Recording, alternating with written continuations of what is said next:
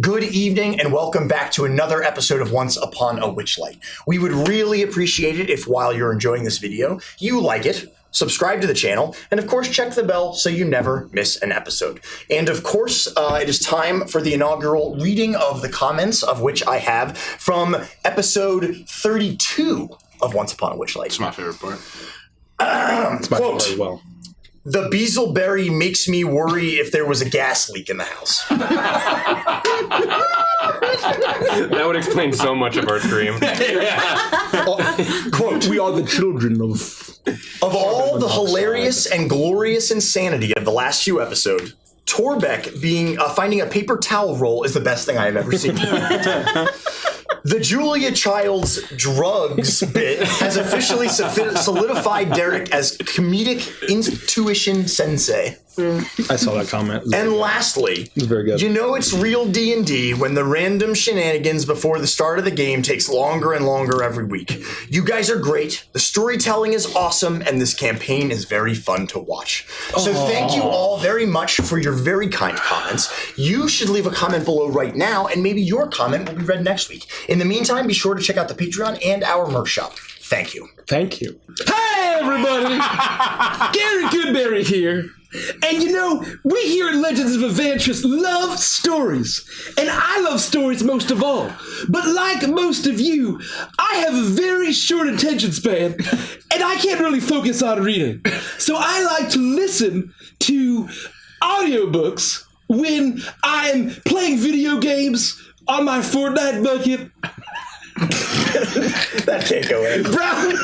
We gotta come on. Browsing my phone and just generally doing anything else besides actually sitting down and reading and bettering myself deliberately. That's why we've decided to put on pause our war against Jeff Bezos and be sponsored by Audible. Hey folks, we're sponsored by Audible, just like all your other favorite YouTubers. And if you use our special link, not only are you helping the channel, you're also getting yourself 30 free days of Audible and 2 free audiobooks that are yours to keep, even if you don't want to give any of your hard-earned money into Jeffrey's grubby paw. That's all I'm saying. I'm not telling you to cancel. I'm just telling you you get to keep them. We have to cut so much of this out. It's just gonna be, hey, Audible! That's all we got. So I'm gonna go around and ask for everyone's recommendation of the week. Huh? But now that we're sponsored by Audible, I'm gonna do Gary's recommendation of the week. So the first Gary recommendation is Morningwood. Everybody loves large chests. Volume 1. By Nevin Iliev, narrated by Jeff Hayes. And in Morningwood, everybody loves large chests. Volume 1. I'll read a brief description. Large chests are said to encompass all manner of hopes and dreams. Men come in there. Women envy that, but one fact holds true. Everyone wants to get their hands on some big ones. That's an actual audiobook. Oh, also, the content warnings are gore, violence, and explicit sexual scenes. So that's Gary's pick of the week. That's actually a thing. I didn't just make that up for the bit. Morningwood, Chapter 1. Anyway, what is everyone else's recommendation for audiobook of the week? I have an unironic audiobook. Ooh, and what's ironic about my pig? And that is The Last Unicorn by Peter Beagle. I have an unironic choice. Listen to The Coming of Conan the Cimmerian. Classic collection of short stories. They're all great. Morningwood, The Coming of Conan the Cimmerian. Yeah, I knew it. Part 2. Featuring The Last Unicorn. It won't be the last. Never mind. I gotta stop talking. Or else. Anyway, if you use the link, you get a bunch of free shit, and also you help out the channel. So thanks. Anyway, bye. We're sponsored by Audible. Please use the link in the description. Thanks. And with that, let's roll that beautiful bean footage. Once upon a witchlight hour, the sleeping queen stirred in her tower, and through grand halls past lock and key came to her slumber dreams of three. The first brought laughter filled with fright, the second love defiled by spite, the third a world of pure delight. She welcomed these, they were her own, but soon from porcelain lips a groan, her silvery dreamscape now forsaken, to pain from which she'd not awaken. Something blighted had come hither, foul as nightshade creeping thither, from yon the grave-like curse did wither. The little prince wept in his spire, his wounded heart had one desire, a ballad from the dreaming queen could turn his maelstrom mind serene. He vowed her rescue, speech sincere, but toys would be his shield and spear, and so he scoured for one full year. In springtime wreathed in parenthood, the prince first found a toy of wood, a doll set, beasts and wild things, but listen close and each one sings, a song of child, owl and bear, a song that calls the spirits there, a song for monsters with much hair.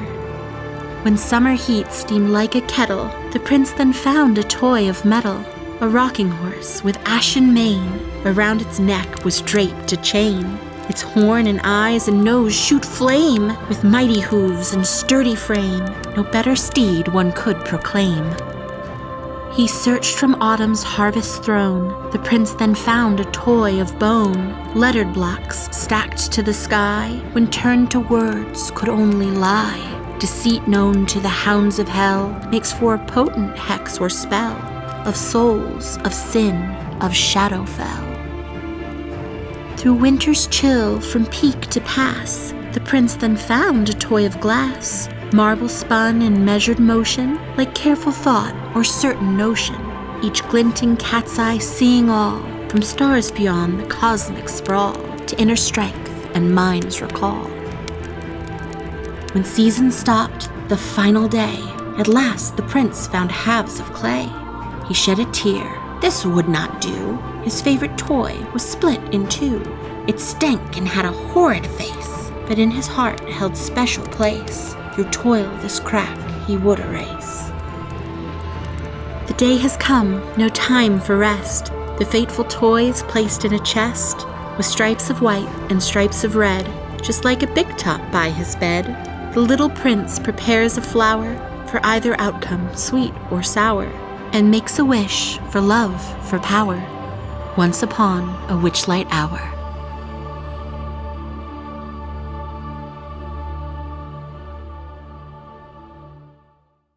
Face. Last time, on Once Upon a Witchlight, you found yourselves waking up after a very, very, very, very long day. Fully rested, dreamless sleep, and you were ready to start out on your next big adventure as you left the palace of the Soggy Court. You didn't get very far, as... Tagline! Once upon a witchlight, you didn't get very far. We've been rowing for hours. How long did it take us to get 50 feet? Yeah. Shit. We could have just thrown Gringo over there. You made yourself laugh on that It's that I ridiculous. cracked myself up. I'm doing the recap. I'm like, do I even need to do this? They didn't do anything. one. You've taken 30 steps. Episode 143. You're still in the Soggy Court. Oh, what did we name the episode? It was pretty good. Yeah, what did you name it? What was it? Oh, it's not on YouTube yet, but I think we named it Up the Wrong Tree. Oh, yeah. Up the wrong tree. Yeah. Anyway, you enjoyed your breakfast, made your way down to the docks, secured a paddle boat, and made your way across the river to the other side, the part of Downfall that none of you had ever seen before. Ooh. Music. And to the person that asked, yes, this is Adrian Von Ziegler. Yeah, they Twitch DM'd that. I don't V. know if Von you knew that. Ziegler? Someone Twitch DM'd if this was Adrian Von Ziegler. Oh yeah, someone asked in chat. They said that they listened to Adrian Von Ziegler, and they were wondering if that's what I play for Witchlight. Von Ziegler. Yes, it is. The Von Ziegler. Wow. You made your way to the opposite side of the bank and to the part of the Soggy Court, to the part of Downfall that you had yet to explore. And it was here that you were met with choice, to go left or to go right. One way was through a giant mushroom forest where the sounds of solemn music played and echoed out. The other path was one of temptation, the sounds of giggling and fun. And what?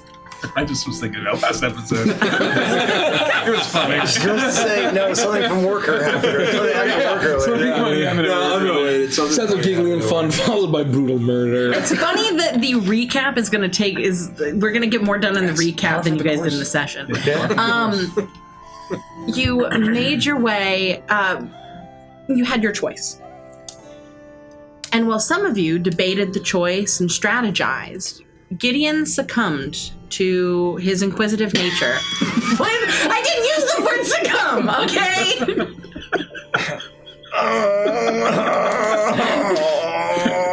Oh, I succumbed, all right.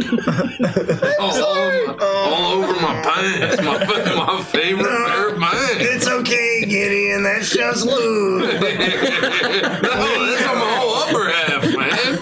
No, the lightning holes are all in my pants. Use so words sorry. around those I'm chocolate so sorry.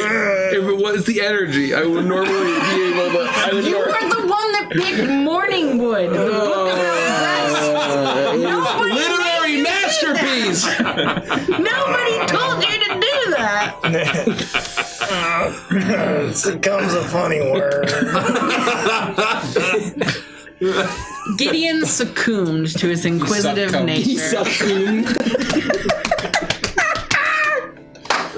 We're children. Yeah. We are immature beasts. If they don't expect that now. Gideon gave in to his inquisitive nature and made his way towards the laughter, where he met what appeared to be beautiful fey creatures enticing him to come join them. But upon reaching them and placing his hands on their shoulders, he came to realize that they were but illusions, created by pixies that were clearly of the unseelie sort. A scuffle broke out, and the party came to his rescue to eventually throw down with a tree entity and these pixies. They were successful, but it was not. Oh, the song is called Treeborn. That's fun. They were successful, but it was not without taking quite a bit of damage. And as the party is here on the banks of the opposite side of Downfall, that they look up and see, they first hear the flapping of wings.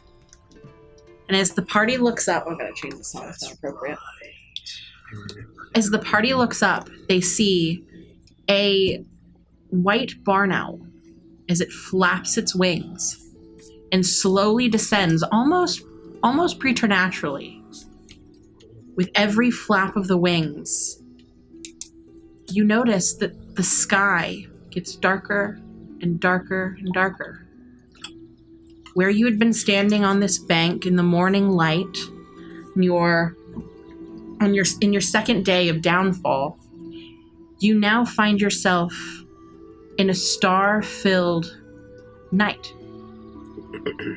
And as the owl begins to descend, you see a soft magic swirl around this creature. Its heart-shaped face looks between each of you. Not the way a wild beast or an animal would, but the way a humanoid would, the way a man would. And as its feet find purchase on the ground in front of you, you begin to watch as this owl shifts and changes. As its wings flap one last time, you watch as this entity elongates into a man about 6 feet tall. Long white hair draped down his back. His clothing is well-tailored and sharp. Black trousers, cuffed boots, a black vest studded with silver heart-shaped buttons, a bright red puff-sleeve shirt with a ruffled cravat, and a high-collared cloak that drapes down behind him and almost falls like gossamer wings against his back. Affixed to his face is a gilded silver barn owl mask that covers the entire top portion.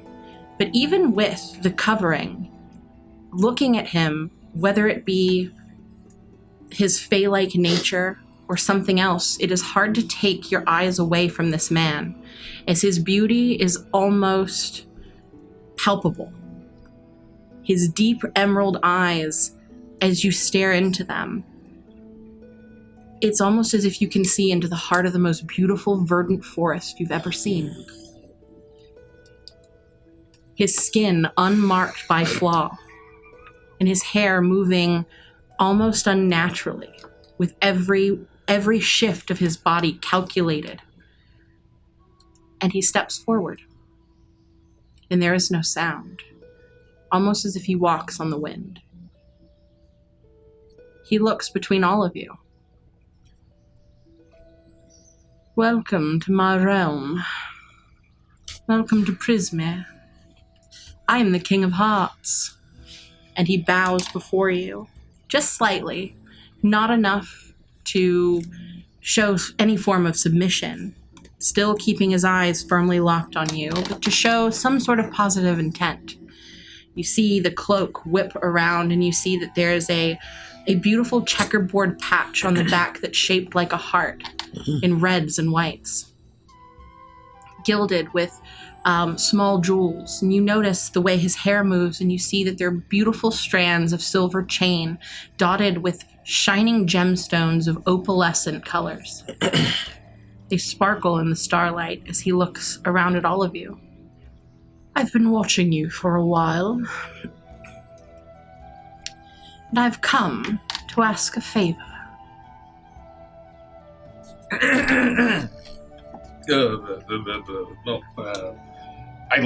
I glance very quickly at Torbeck and He seems to immediately see you glance at Torbeck.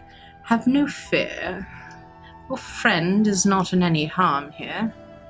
Not by me, at least.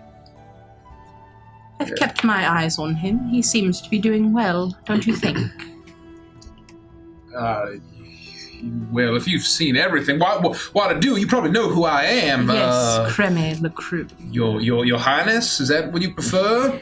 Your kingship, your Grace. Grace, Your liege. Majesty will do. Your Majesty. You see a slight smile curl up on the left side of his lips. Well, I guess I won't waste any time introducing us, but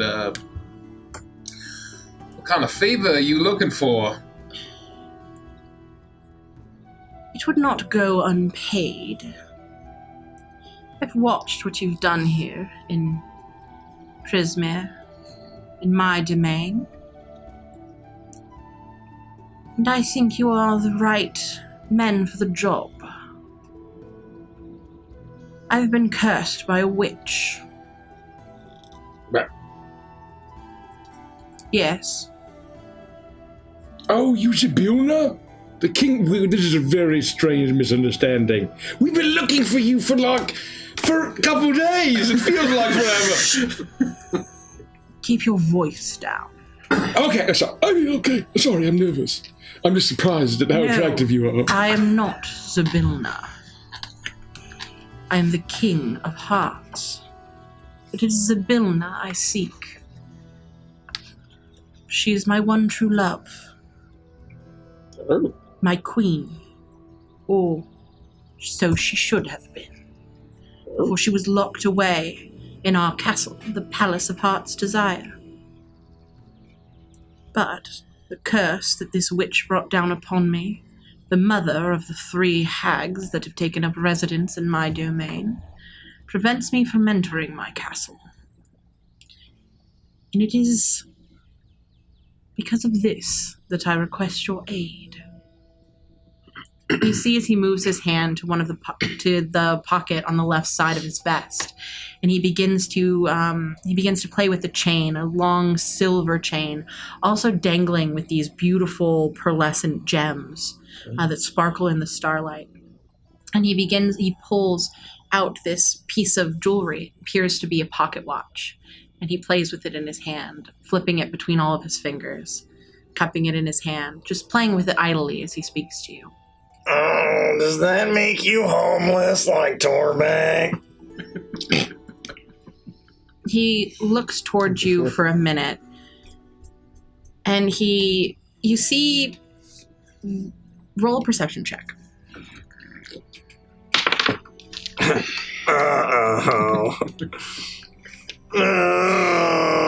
6. You notice nothing. That's about right. As he looks towards you and he looks you up and down. I have a home. Prismere is my home. This land belongs to me. Though I cannot step foot in the castle, this land knows who it belongs to and who rules over it. But I will not be happy until I'm reunited with my love. I can do nothing to thee. He looks up towards the sky and his eyes linger on the cottage that you see floating above Downfall. The daughters of the witch. But you can. I offer you your heart's desire, if you help me with this task. Information to help you, of course. Yeah. Not just that. I will give you a gift, free of charge. You do not have to follow through with this deal. Just something to show you that you can trust me. And he reaches into his other pocket and he pulls out 3 red chess pieces. 5 red chess pieces. I don't know why I said 3. 5 red chess pieces. Not for you and not for That's me. ominous or He set for off as you had I guess it's been fun. See you guys around. He pulls out 5 red chess pieces, and they are all pawns, beautifully carved, and atop them is the shape of a heart. One for each of you.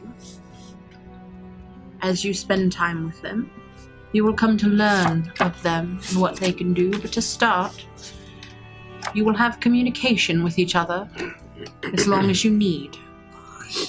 For all intents and purposes, they function as walkie-talkies. Nice. Now, I can also equip you with information about each of the 3 hags in the different splintered areas of Prismere to assist you in your goals, as I believe they align with mine. You're headed to the Palace of Heart's Desire, are you not? To free Zybilna? Well, I mean, that's, sort of the idea.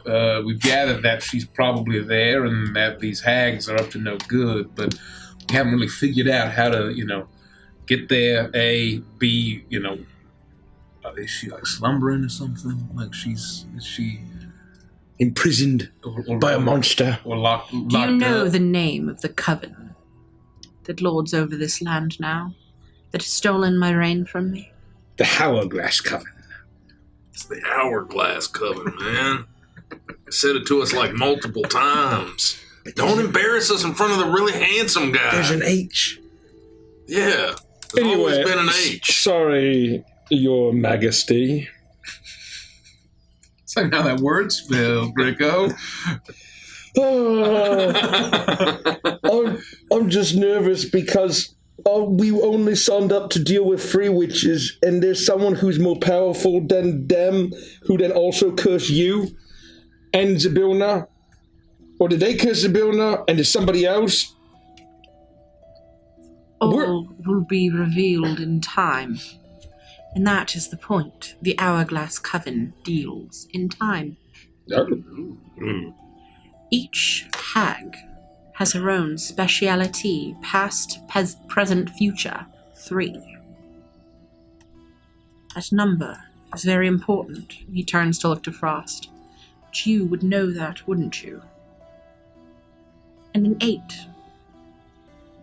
When looking at an 8, what do you see? What item do you see? Oh. 2 coconuts stacked on top of each other. He raises his arm and he casts silence on you. 2 coconuts!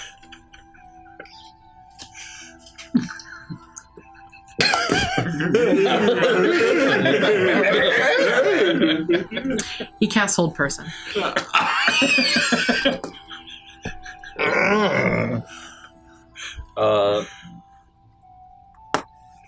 What item would occur across?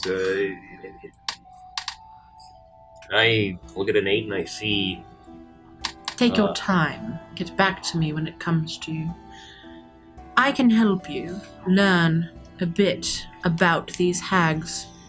Information that can get you an audience with the ones you have yet to acquire.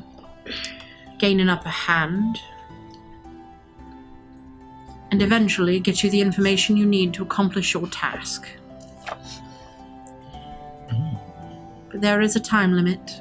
He flips open his pocket watch and he begins to spin the hand of the pocket watch around, and you begin to notice that it's not showing the normal passing of time, but it's showing in days as he moves the hand 13 times.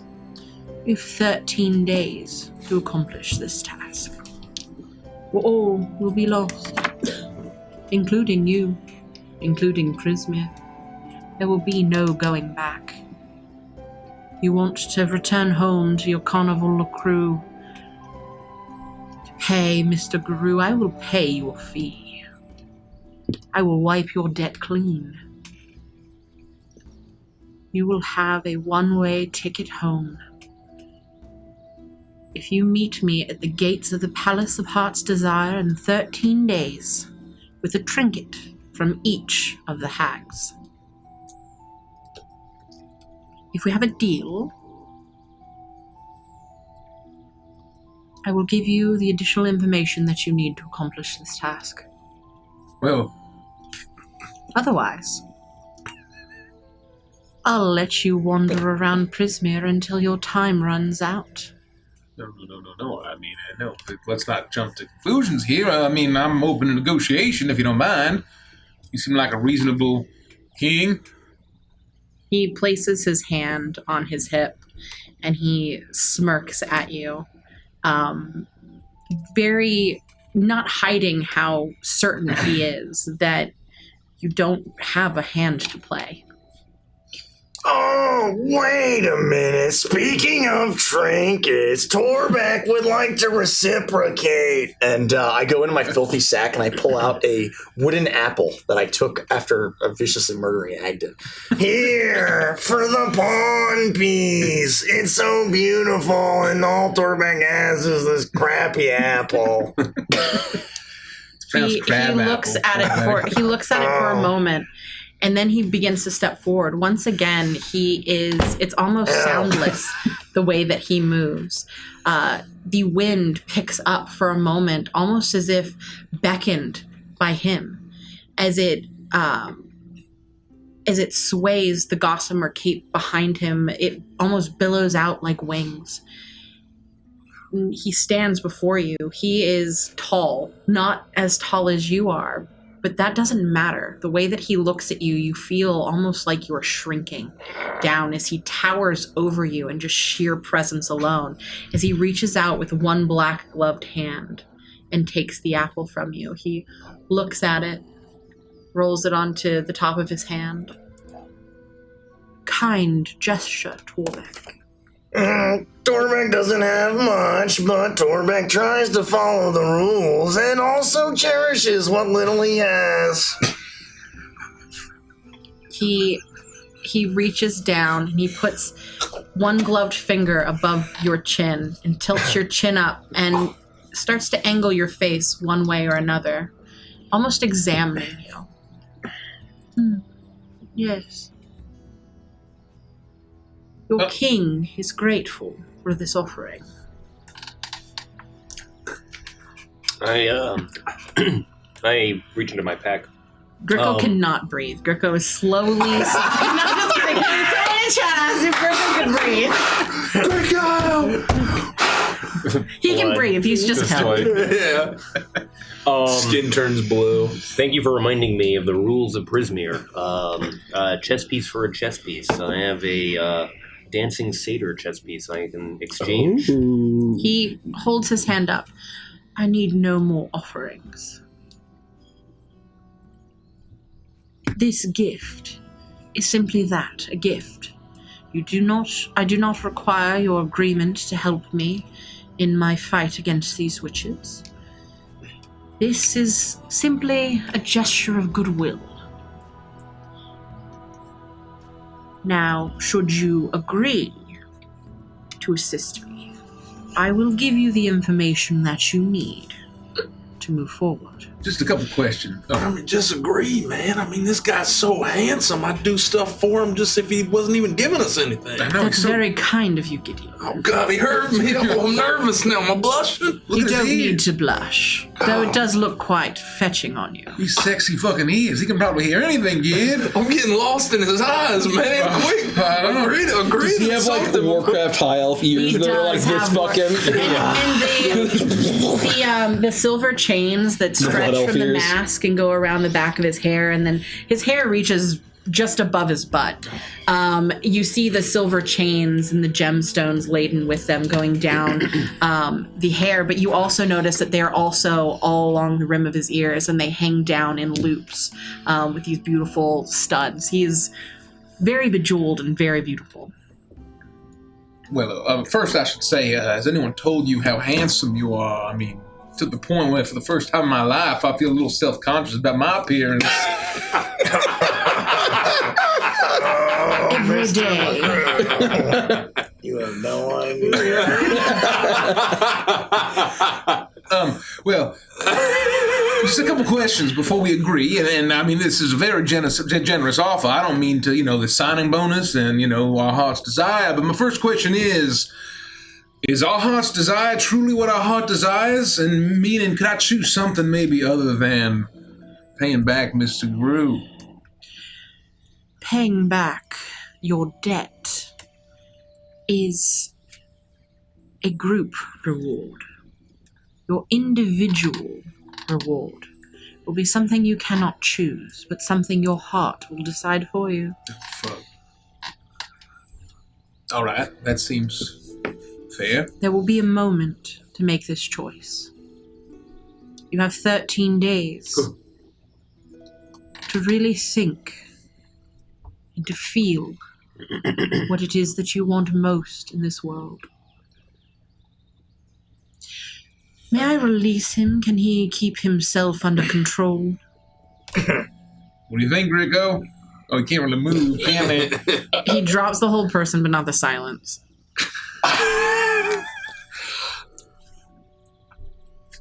No. Could you learn to shut the fuck up unless you have a legitimate question? He's gonna have several. Asshole person. Oh, man. No, Looks I like think now he'll is be not fine. the time. I think he'll be fine if you just let him go. If you don't mind. Gremmy's vouching for you, Greco. Be nice. Yeah. We just want this to be a unanimous decision. It's a lot to get in bed with someone like you, and I mean, not that we presume. I mean, unless that part of it. I mean, I think we would, but if it's not, it doesn't have to be. He slowly steps up to you. Oh God! And It's he puts one of his arms around you, So and he strong.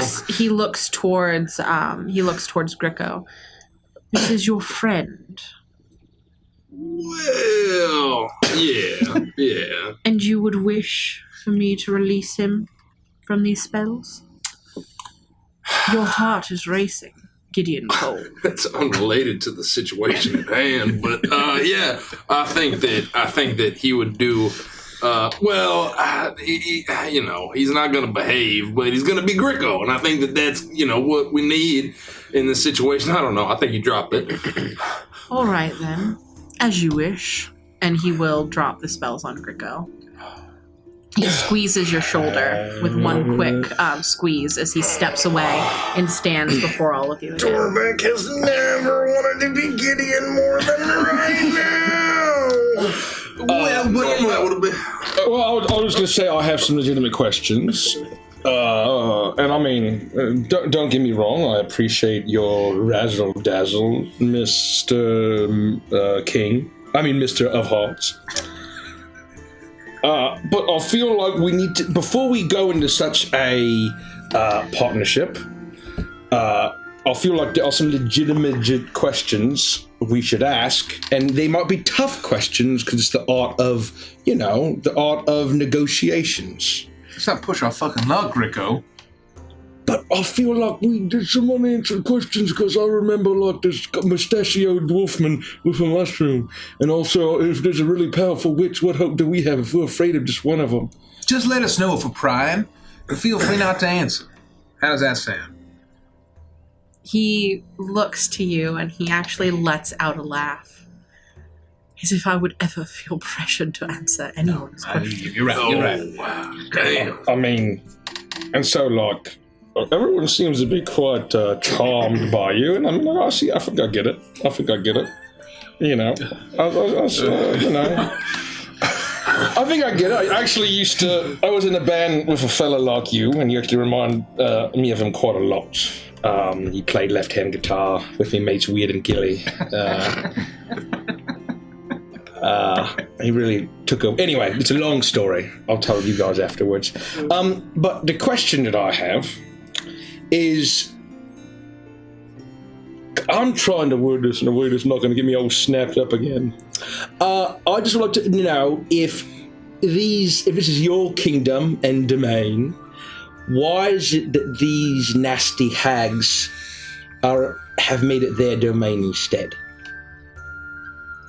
Because they've chosen to take it for themselves. Why can you not stop them?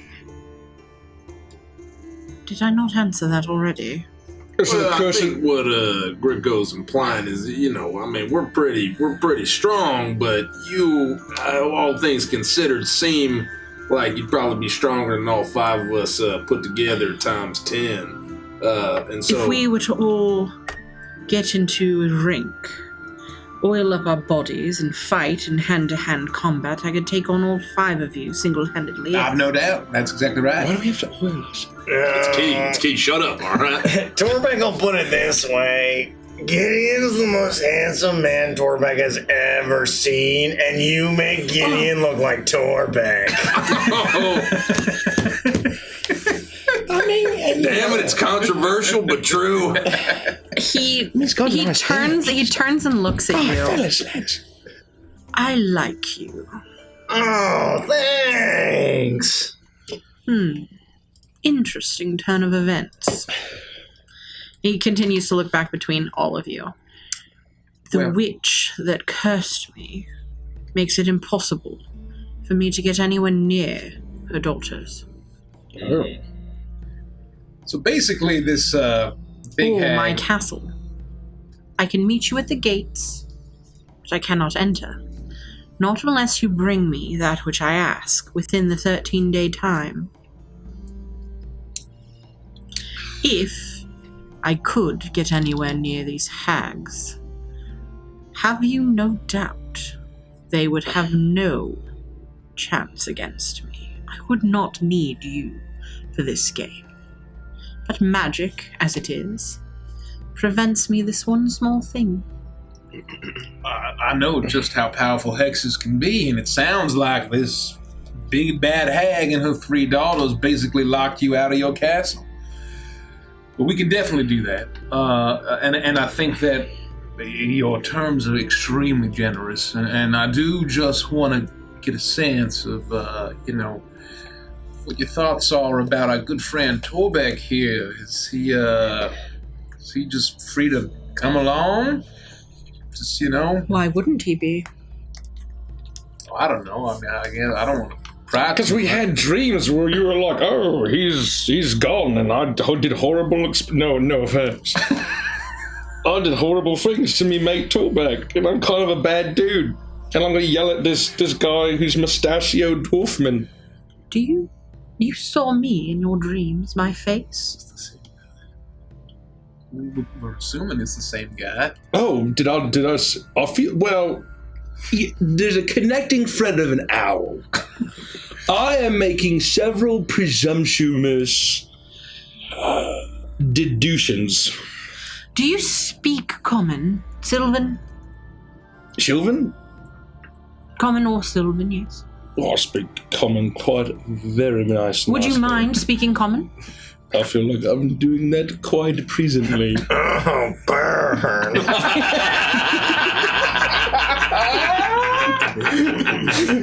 I'm just saying. I'm just trying to say, if Torbeck, a lot of bad stuff happened at Torbeck, and it was quite nasty, and we don't appreciate it. And if you're like, oh, I did all this nasty stuff to Torbeck. So, you're accusing me of harming someone I just claimed to like quite a lot upon first meeting because you had a dream in a land of fairies and fae, where magic is heightened and nothing is ever as it seems. You dare to claim I would do such a thing and then stand before you and offer these terms, ignoring something of such grandeur and magnitude? I'm more like a ledge towards instead you. of a...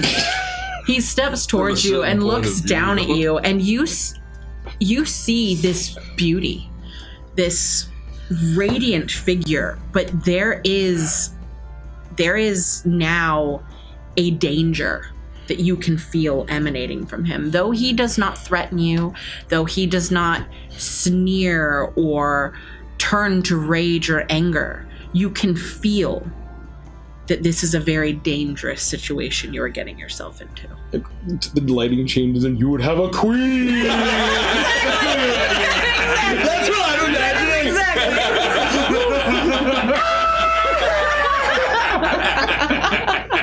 Rico's neck drops into his shoulders, and his shoulders drop into his torso, and he's like, I'm shrinking up like a little turtle. I'll step forward to also reinforce that I'm an ally of Greco's, but also to calm down Greco in your mind. So, are you claiming that what you saw in dreams is reality? Would any of you have I picked the wrong champions? That you are so ensorcelled by whim and magic and imagination that you cannot see fact from fiction? No. Again, you can lock him up if you want to. Again, that was totally fine. Just put him back how he was, if you don't mind. No, he asks good questions, but I fear his ability to perceive reality. You have to forgive him, your handsomeness. He majored in clowning at Goblin College. He doesn't know what he's saying. No, it was actually political science, but you repeat yourself. That's fucking funny. That's fucking good. Oh, burn! Burn the political science.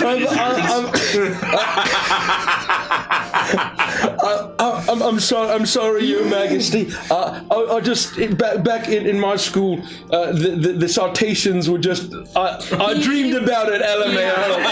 He raises his hand and is clearly not interested in your goblin college. Now, did you have any other pertinent questions? My time is very important, and I've already been here too long. I just have to apologize for my employee. No apologies necessary. Let's continue with the business.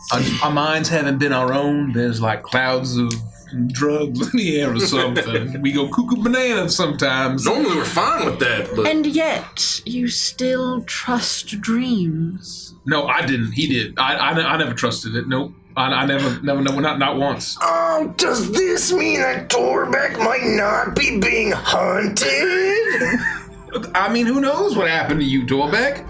We don't know. We don't know shit. Well, it's just kind of a shared dream. I mean, I guess who the hell knows anything at all? I trust me dreams all the time. There's always meaning in the dreams. You're proving his point. Separating fact from fiction is important. Well, actually, not that you had anything to do with it, but you're kind of in the know and powerful and extremely handsome. Do you know anything about the origins of what happened to our friend here? Not that you had anything to do with it. It's just sometimes, it goes a little, and like if we're going on a magical quest for you, we just want to make sure it doesn't kill us all. If you can shed any light on it. He steps to you insanely quickly. And is, before you even have a chance to blink, is behind you, and his hand is on one of the canisters of Witchlight. Very strange contraption. This does not look to be the make of anyone in Prismere. This is much deeper into the Feywild. Twilight Court, maybe. Yes. I believe I might know the maker of this object. 13 days. I will see if I can get you the name of the doctor that has done this to you. May I ask, A doctor? what is the significance of the barn owl in this place or to the Feywild? To me, Help me separate fact from fiction. the barn owl is my familiar. It is the animal that my soul finds its link. Creatures of the night of darkness, as the Bilna is to the day. I am the moon and she is the sun.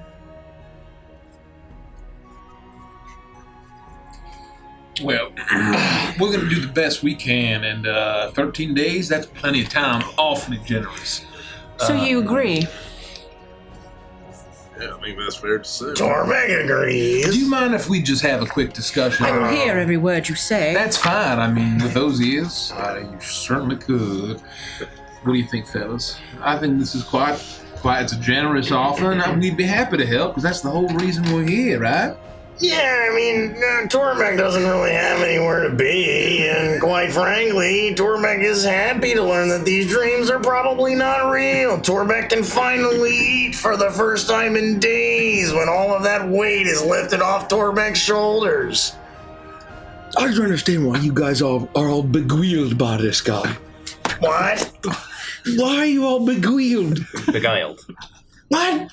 Beguiled. That's not how it's spelled at all. Do you only learn words by reading them? It's little column A, column B. All right. First of all, I don't get it. Like, yeah, I knew the lad that I was in the band with, he had the same kind of ego. He thought, oh, it's a tough thing, and his ego got out of control, and everyone agreed to everything he said because he was so handsome. Yeah, okay, whatever. And then we broke up the band. What do I believe the consequences of running out of time in 13 days is?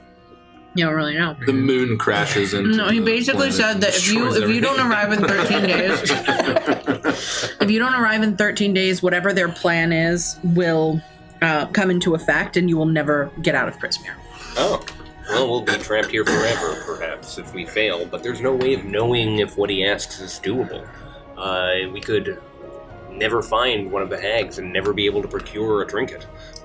Well, I mean, is what we came here for originally anyway. I mean, we got to get the hag. We were trying to locate Zabilna, who's in this tower, and I mean, if we got to kill the witch mom and, I don't know, trying to get cursed by her, and we got to get tokens of each one just to get in, it sounds like we're kind of going to do this anyway. And he just wants to give us stuff for it. The deal's a pretty good deal. I mean, Torbeck's deepest desire. And I think that regardless of whether he told us or not, we probably have 13 days either way.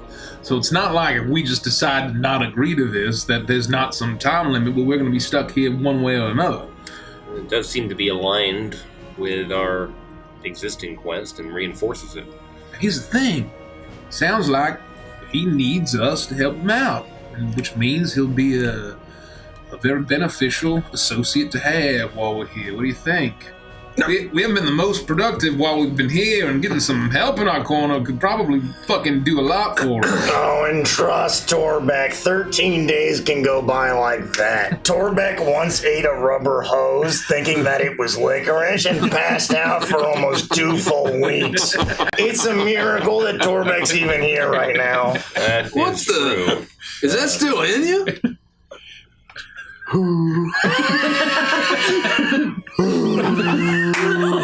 We should get that. I'm sure if there's a doctor, he got the hose There's out. no way you passed that naturally, man. I think Gideon, Torbeck thinks Gideon might be right.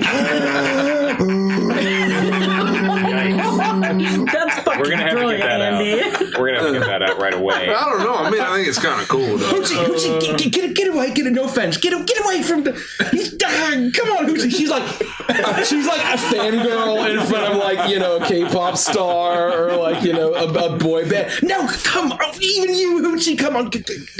No offense. Get over here. I'm sorry. Just everyone's mind is in some place else right now. What do we think? Yeah? I want to say, okay, to play devil's advocate, I think there is a likelihood that let's say if we can't rely on a source of experiencing the dream LMAO, and if it is a falsified dream, that perhaps they were sent by the evil witch. Okay, I could maybe see it. Fair. But what if we go around, we kill you, Bavlona, we kill you, Scavifer, we kill you, the other one who sounds kind of hot, and then suddenly the witch hag's like, you have killed all 3 of my daughters, and so you will pay. And it's like, and she flies down on a broom, and she all turns us into newts and kills us into stew. Whatever that happens. If she's too powerful for this guy, who seems very powerful, no offense, and too powerful for Zabilna, who we heard was very powerful, no offense, what are we going to do? Like, oh, please don't turn us into newts and eat us in a witch's brew, please. Sounds like she was in the picture fucking either way. How does that affect it? She's still around. She still caused all this. It's possible she just got the drop on him, but she doesn't know we're coming. Maybe. I mean, maybe she does, actually. I'm telling you, that hexes and curses like this, all it takes is to be tricked once. It doesn't matter how powerful you are. Once you're cursed, you don't have a way to break it. I mean, we don't have that same curse, and that's why he needs us. Doesn't necessarily mean that we won't get tricked and get the same curse. And I'm not saying the odds are good that we're going to be clever enough to avoid that, but hopefully with his help, we can. This is a lot. Oh, this is going to be... Oh, dude. All right, 13 days, he said. Oh, yeah, okay. Torbeck is in.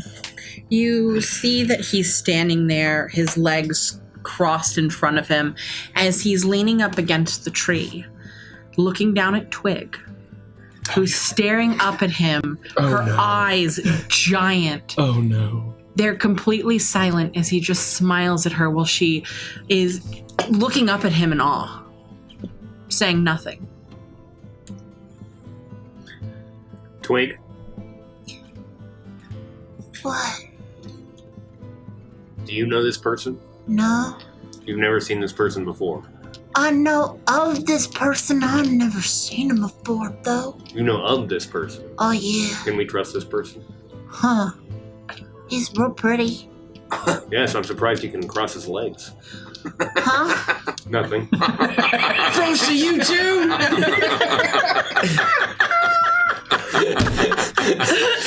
Oh, come on, lads. Keep it together. Keep it together, lads.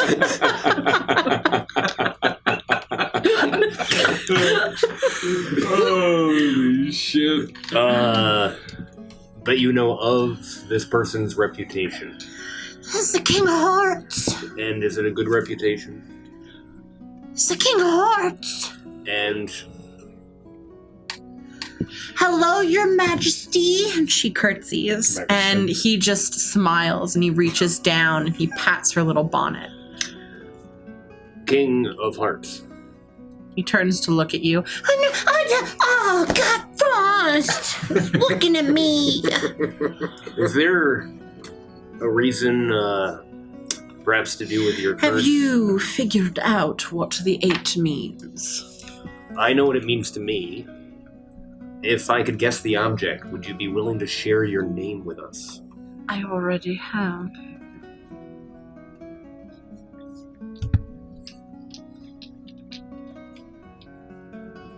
It was King of Hearts, in case you forgot. Oh, the King of Hearts. The 8, perhaps here, perhaps to the crone, signifies the hourglass. Everything they do. You are as smart as you claim to be, aren't you, Morning Frost? My association with it is also, perhaps one could argue, associated with time also. Infinity. Yes. I am in. We will... And the little green one? He's in too. He Do already you said it. doubt me, Greco? No takesies backsies, Greco. From a certain point of view, I could say that I could potentially see how an evil, scary, epic, powerful witch is behind all this. I could buy it. Yeah, no, I mean, I don't doubt you at all, Mr. You know of Hearts. what it feels like to be separated from the one you love. I do. And what you would do to get her back. I do, and I have. Then you understand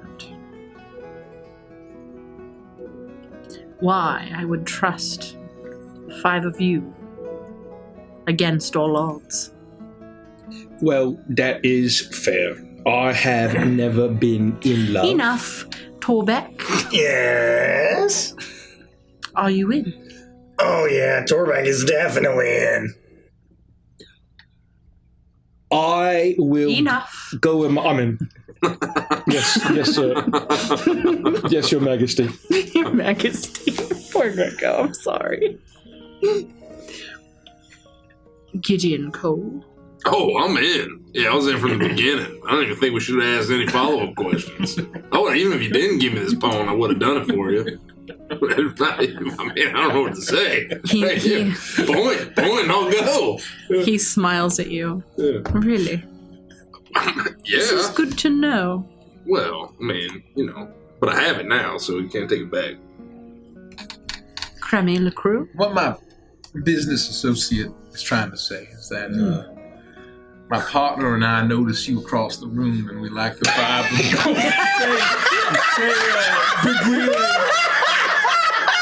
we wanted to offer you a opportunity to work with us. He pulls out the unicorn horn. The cane is an upside-down pineapple. Speaking of pineapple. Torbeck just noticed your insignia. No, what I actually want to say is, Your Majesty, you got yourself a deal, and I'll reach my hand out. He moves to you swiftly and places his hand in yours, and you can feel the strength behind his grip, though your hand does not touch his skin, but the soft leather of his black glove as he squeezes your hand and shakes. And though you know that most Fey pacts are made in voice alone, there is something about this Archfey, this fairy king, being willing to accept your traditions in his land, and he shakes on it, and the deal is made. All of you feel a soft burst of magic erupt from the handshake as it encompasses all of you, and you immediately feel some sort of connection. The deal is palpable. And immediately in the back of your mind, you can hear the soft ticking of a clock. Oh, fuck. Oh, And that's just going to be true for the next 13 days. And while I still have his hand, I want to kind of grab it if I can and be like, and before you go, do you mind if I ask you just a real silly, selfish question? He's quickly able to slide his hand out of your grasp. But he nods to you. This is going to sound stupid and it's a little embarrassing, but here's the thing. I really, really love unicorns, all right? Like a whole lot. They're my favorite. Are they even animals? I mean, they're my favorite thing, basically. Creature is a good word. So my first question is, have you ever seen one? Yes. My second is, we found this horn and we want to give it back to its rightful owner. It was forcefully removed from it. Your journey will lead you to Yon. The creature you seek is by a pond, trapped by lightning and fear. It will not be easy, but should you find the time in the next 13 days, maybe you would be capable of reuniting that horn with its owner. As I pull it out and he says that, I want to try to read his eyes and his just get a sense of how he feels emotionally about Roll and check. Insight at triple disadvantage. Hold on, this is probably important to reflect on my character sheet. That's a hell of a roll there, Mr. LaCrue. we should have asked for protection from Mr. Garou to sweeten the deal. I believe it is a 23. Big money. 23? I believe so. I'm confirming, but yeah, go ahead. You stare up into his eyes. Maybe even attempt to see a little bit behind the mask, just to get the full face of this king as you find yourself so close to him. His flawless complexion is stunning. His lips are plump and luscious. The color of his eyes is hypnotizing. As you stare into them, you see that he seems to be telling you the truth. And as these words are hitting your ears, as he talks about this glade in Yon, you begin to see the colors in his eyes change, as the glade begins to appear deep within the depths of his eyes. You see the water encircling it, the lightning bolt rods that trap the unicorn in, and a hornless unicorn crying softly in the very middle of this glade, unable to escape. For just a quick, brief moment, you watch this scene play out. And then you're once again lost in the depths of those eyes. Thank you, Your Majesty. But he seems to be honest and genuine. Well, it's me. Nice.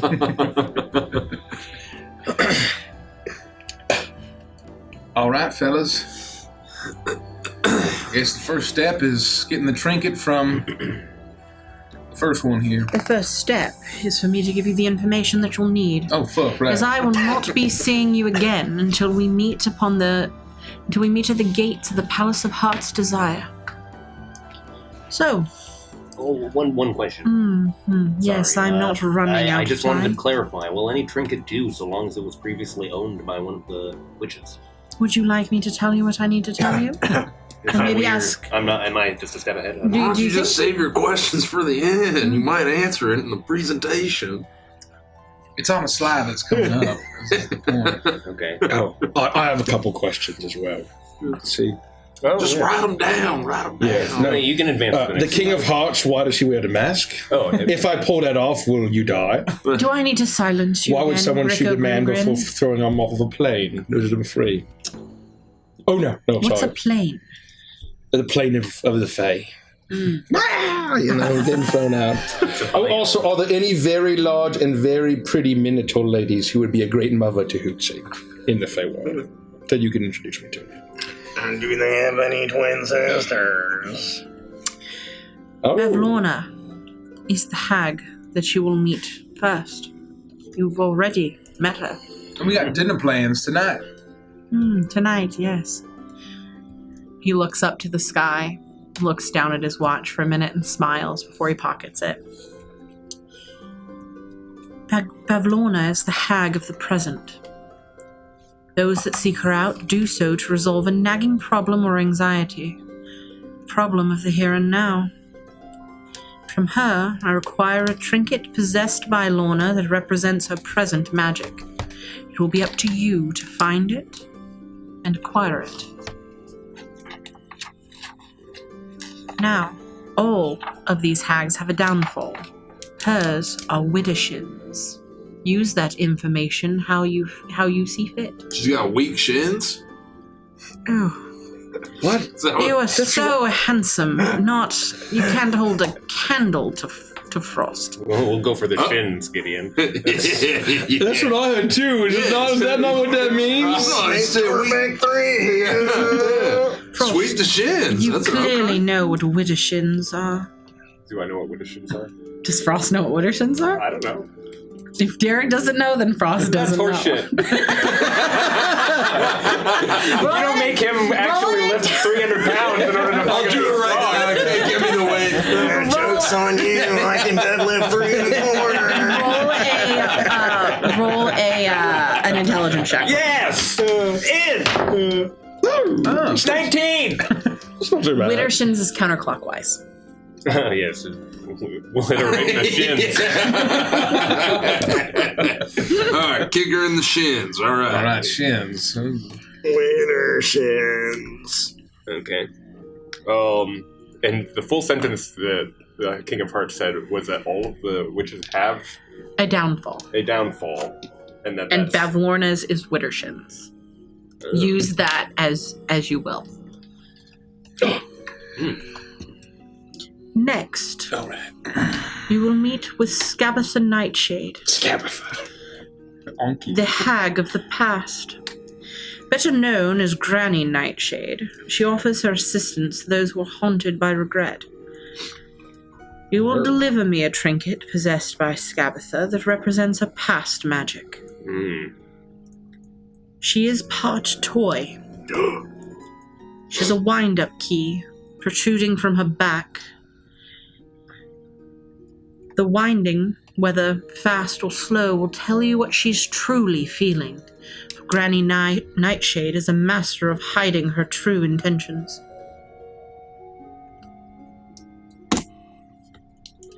And lastly, Endlin Moongrave. Better known as Creeping Lynn or Bitter End, people seek her out to learn about their futures. Deliver me a trinket possessed by Endlin that represents her future magic. Her downfall is that she has seen her own death, and it haunts her. So she's seen all the faces. Very nice. She'll know it coming. You have 13 days to reach the castle. I will meet you at the gate. Until then, welcome to Prismere. And with a quick turn, you immediately see as he snaps out of existence, almost like a black hole for a second before it pops.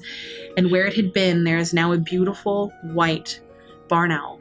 Flaps its wings, 1, 2, 3, and alofts into the sky. Wait a minute, doesn't that mean that the future's predetermined and we can't change anything about it? What happens if we want some? Oh, he's gone! The pretty miniature lady! Are you just going to be waiting there at the gate for 13 days? Or, like, if we do it in 3, then... Do we have to kill him, or can we give him the trinket? I don't know why you guys didn't ask these questions before the presentation. There was clearly not going to be any time after. What? Wait! Yeah. Torbeck started this meeting! I know we're a few minutes over, and I have a hard stop. I have another meeting that I must attend. I hate you guys. Oh, does that mean that everything that Torbeck has ever done was outside of Torbeck's control? No. What do you mean, no? Man.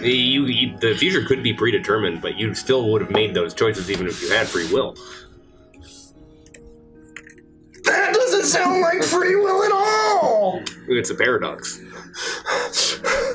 You know, Torbeck, I feel like from a certain point of view,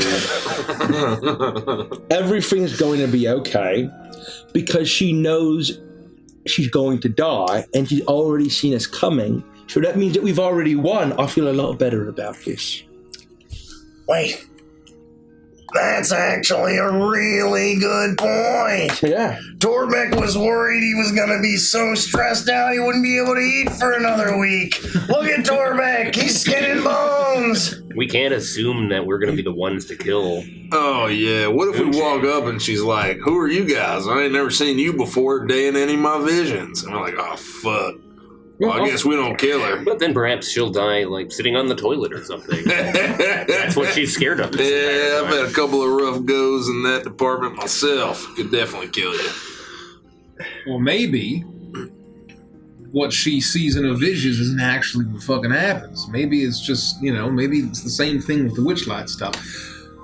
We'll have to speak to someone who's had their future read by Moonshade, and that will allow us to know if what she's told them has come to pass Moongrave. or not, perhaps. Oh, That's Moongrave. Scabatha Nightshade, Endlin Moongrave. I am sorry, my brain is a little mushy at this time. I mean, I know. That's what I said. Endlin Moongrave. I mean, God, she sounds kind of hot, right?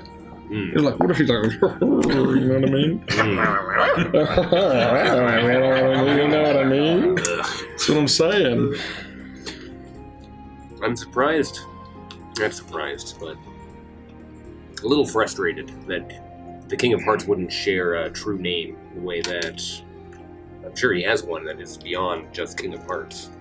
It's possible that this is all a trap, a ruse, that he may have an evil intent, and asking us to do his bidding like pawns, that he could probably hear us through right now. Whether or not that's true, the enemy of my enemy is my friend. And at this point, he's going to be a pretty good fucking friend. He has the same goal we do. Don't forget. That he's told us that. Isn't that convenient? I'm just saying that we should keep focused on doing what's right for ourselves. Make sure that we can find and save Zavilna. I'm not saying we don't collect these trinkets, but we shouldn't go all in on the trust thing. We'd have to be cautious. Why is everyone so into Zavilna? Over. You don't have to say over. What? You can over. You can just speak into the pond.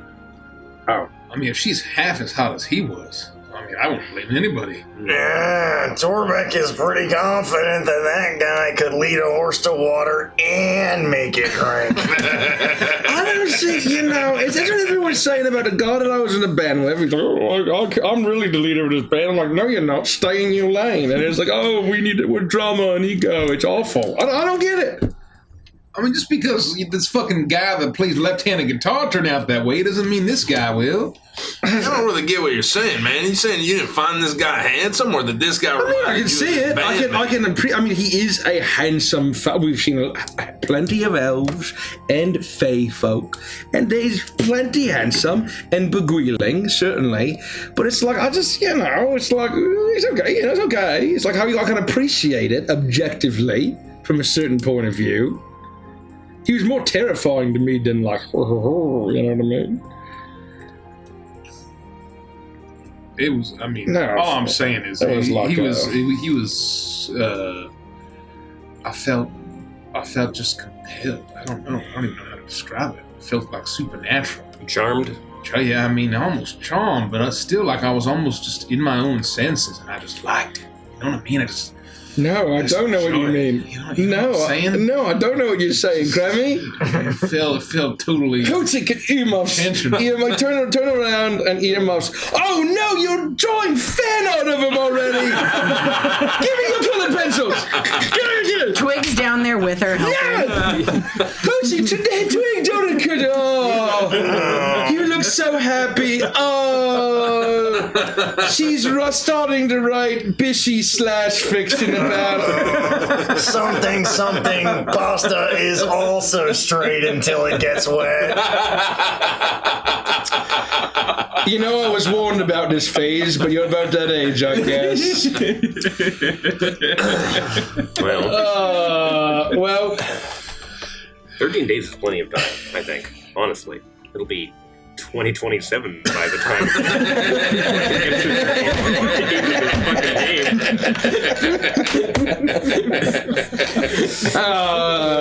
Well, I know when I am outvoted. But you know what? He seems like a powerful ally, and frankly, I feel like if he can protect us against Mr. Guru, then we can maybe even just not give him any money because he's a guy who's not so nice and threatened us with eating our eyeballs. What was he threatening with? Eating our souls? If he can protect us from Mr. Guru, then perhaps... Oh, was Torbeck in the contract? Can you check? He probably is now. Can you check? The Do I have contract to? Just check. Just check. something like all your friends. I want to confirm that Torbeck doesn't have it. I want us to be able to confirm that Torbeck has nothing to worry about Mr. Guru and his tremendous power. That's a fair point. I mean, You really gonna make me do this? if the contract mentions friends, then it might be official. I like Please, go to the deepest pocket that I have, Please mention Torbeck. and I Please pull mention out this long, sort of rolled up scroll. Bum, bum, bum, bum, bum, You bum, unscroll it bum, in two bum, faces. bum.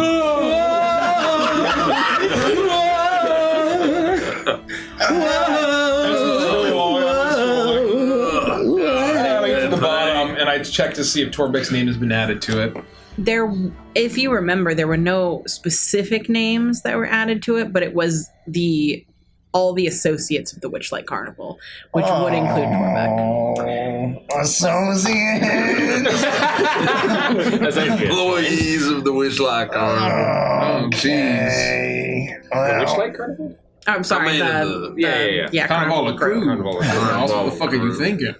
Oh, does that... Not me. Wait, does that mean that so silver lining here, if we all horribly die and get our souls ripped to the Shadow Realm, Yes. Yeah. does that mean that Reynolds' soul also gets ripped to the Shadow Realm too? A little bit of silver lining? You mean Colin? Fuck! I was like, who the fuck is Reynolds? I guess His name really wasn't Reynolds. No, it was Colin. Yeah. Colin did Yeah, that is a silver light, Colin. But then poor Jumbo too. Oh, no, Jumbo! Jumbo deserves the world! And Chuckles. Yeah, that's what I was about to say. And Chuckles. Chuckles Thank you, got kid. already in hell. Oh, wait, who does that supersede? Can Mr. Guru supersede whatever the fuck Chuckles gotten himself into? I don't think so. Yeah, I think he's kind of... Chuckles got a tease is kind of like the same type of a little bit of strange. He's dipped his quill into that same ink that you have, Crummy. Yeah, I mean, whatever it is, I don't think Guru has any claim to his soul anymore. Ding ding, up for the next fight, Guru versus Chuckles. One night only. Okay, pay-per-view. Okay. Anyways, look, we're all on the fucking hook, all right? Mm-hmm. I'm not concerned about this anymore. I think we're gonna.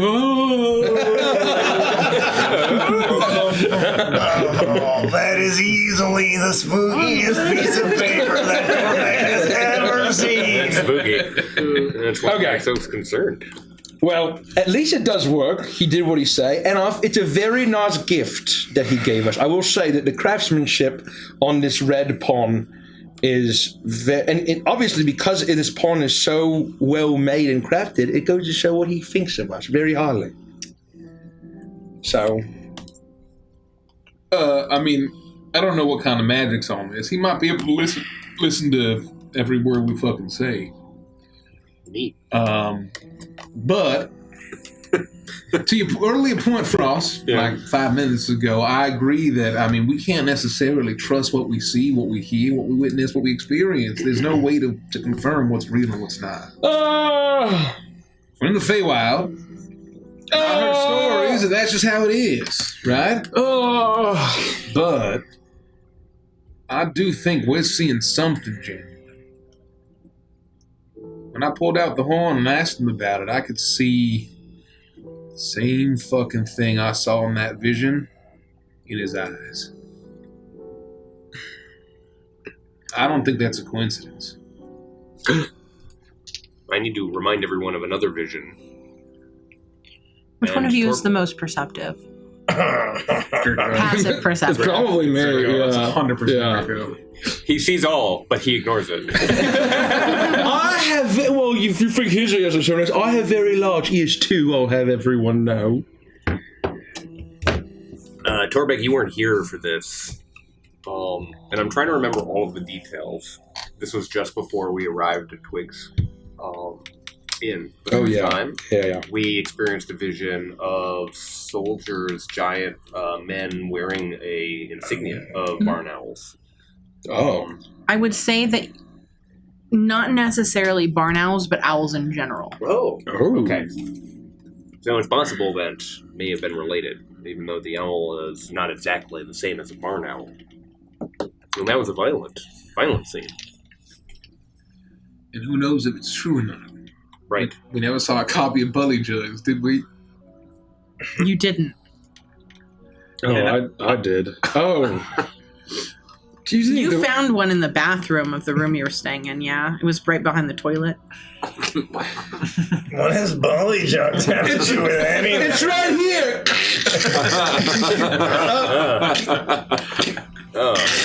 Oh, God. Yeah.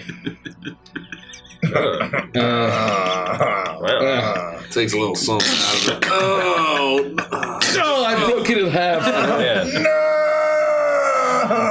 My best perception is 17. Thank you. Okay. I am feeling less chuffed about Mr. of Hearts, His Majesty. Mm-hmm.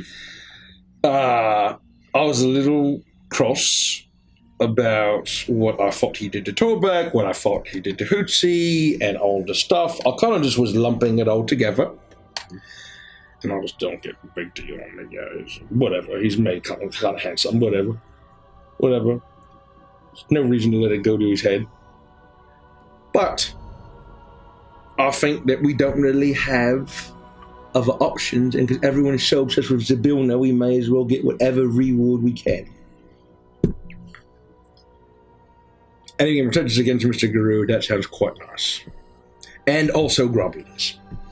Because I guarantee you, if we get to the end game and we're against the big mother of witches, she's going to call upon the Groblins. I know it. I find that unlikely, Greco. And my heart will stop if that happens. I will not survive. Goblins aren't real, Greco. They can't hurt you. That's how they gain power, by not believing in them. No, we saw them in the mine. It was just a drawn image, just dancing back and forth. You're making them all the more powerful. Let's stop talking about this. This is like one of those thought viruses. What I'm saying is, I think it's nice to also have a little bit of a deadline because it helps us activate a little bit better. We got something to shoot for, which is nice. I agree. But to Frost's point, I think we got plenty of fucking time. We got a lot done yesterday. Oh my God, 5 days has passed! We've just been standing here talking. But I'm just saying, if he's like, thank you for doing this, and it's like, oh, I'm going to beguile you into becoming I'm going to go to the Mud Kingdom, and you will be my manservants forever. I hope you guys will say, oh, yes, please. Let's have a little bit of dignity. I don't feel compelled to feel that way as my All right.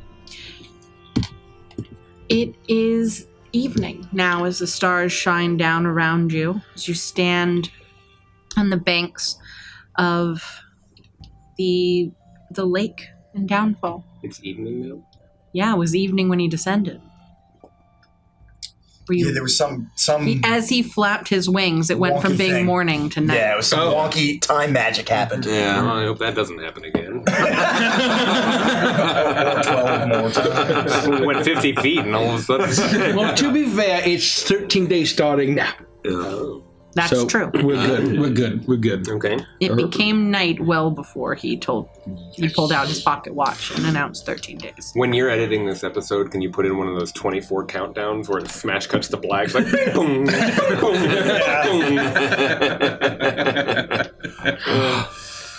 And you stand along the banks as you are recounting your conversation with an archfey. This is your first experience dealing with an archfey, a fey of this immense power. And this being has sought you out and asked for your help. We have a dinner to get to right away. Oh no! Did we miss dinner? Please don't tell Torbeck we missed dinner. Man, we just had breakfast. Well, I'm just wondering if this whole night thing is going to clear up and it's like going to go back to how it was. Possible. That's probably exactly what's going to happen. That'd be nice. Yeah, he probably just needs it to make it not because he was an owl, and owls are nocturnal creatures. We need to find the rebellion. We do need to find the rebellion, and I have the address right here written on this piece of paper that I definitely have in my possession. Yes, I like all of those letters in that order. Me too. I'm going to use the observe action to look at what Crummy holds up. Torbeck would like to take the dodge. I still have 13 X points left. X points? Mm-hmm. Yes, I paid for them in order to play D&D. Leafy's. Oh! Leafy's. Yeah. Gotcha. Yeah. Oh my God. It's part of my Braino subclass. Yeah, of course. I was very confused for a minute. I'm going to make a life saving throw. Still good. I'm alive. So last session there was a forest of, was it like mushrooms or something? Or am I just looking at this and thinking that there's a forest? No, there was a forest of mushrooms. This is the tree. And out from the forest of mushrooms, you heard melancholy music wafting towards you. That's right. And that was separate from what Gideon heard to make him go horny and follow the tree. Make him go horny. What am I supposed to do? It's like it's like an arrow pointing in the right direction. You know? Yeah, I mean that's fair. Oh, it's like indicator pops up on your map. You follow. Frost, can you roll for social consequences, please? Yes. If I didn't purchase the light vision license, do I have to spend X points on that, or am I going to have to take a subclass in Murder Hobo? You're going to have to take a subclass in Murder Hobo. You can purchase the X points now. Okay. I'll do V-Bucks. that. I'll do that. 1 minute. Okay. 1 minute. Wait, did you purchase the... Is the app not working? Oh, I have to pay for the app to work. They're gonna put a hole in my account. Wait a minute. For 1 penny. My competitive score is 34. Does that mean I roll 6 or 7 of the die?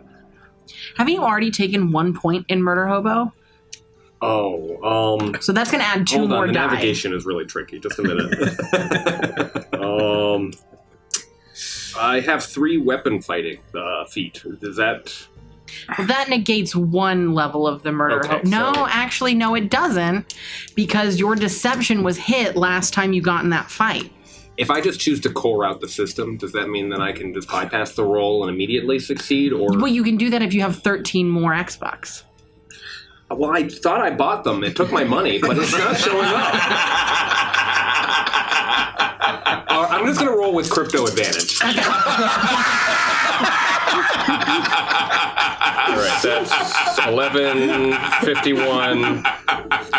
Wait. Upside down 17. Wait, before you move any of those, take a picture of it, and I'm pretty sure it gets turned into an NFT. And then you get to own the picture of those dice the way that they currently are. Don't worry if somebody right-clicks and saves the image. It doesn't count. They don't own it. You own it. Oh, my sarcasm went up by 1 point. Nice. Okay. I observed the document. You were all watching Frost do this. Wait. Shooting this in character. Yeah. You did...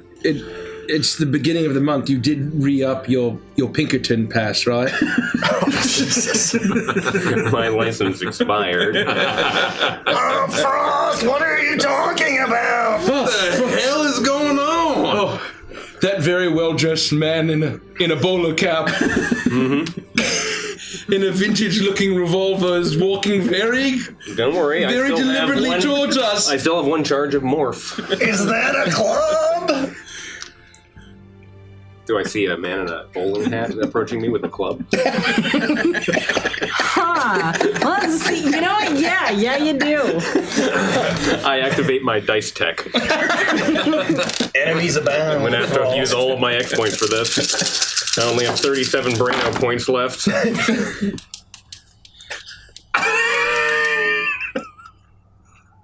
You know, you can get advantage if you live stream this to at least really? but it has to be to 2 of your social media. Does it have to be facing me, or can it just be facing the table?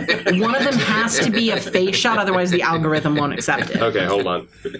Hashtag D&D 7th edition, though. Otherwise, it's not gonna register on your. Our group grade On your is profile. Rapscallion. Do I have to get a picture of all of us, or just my? You'll get extra points if you do.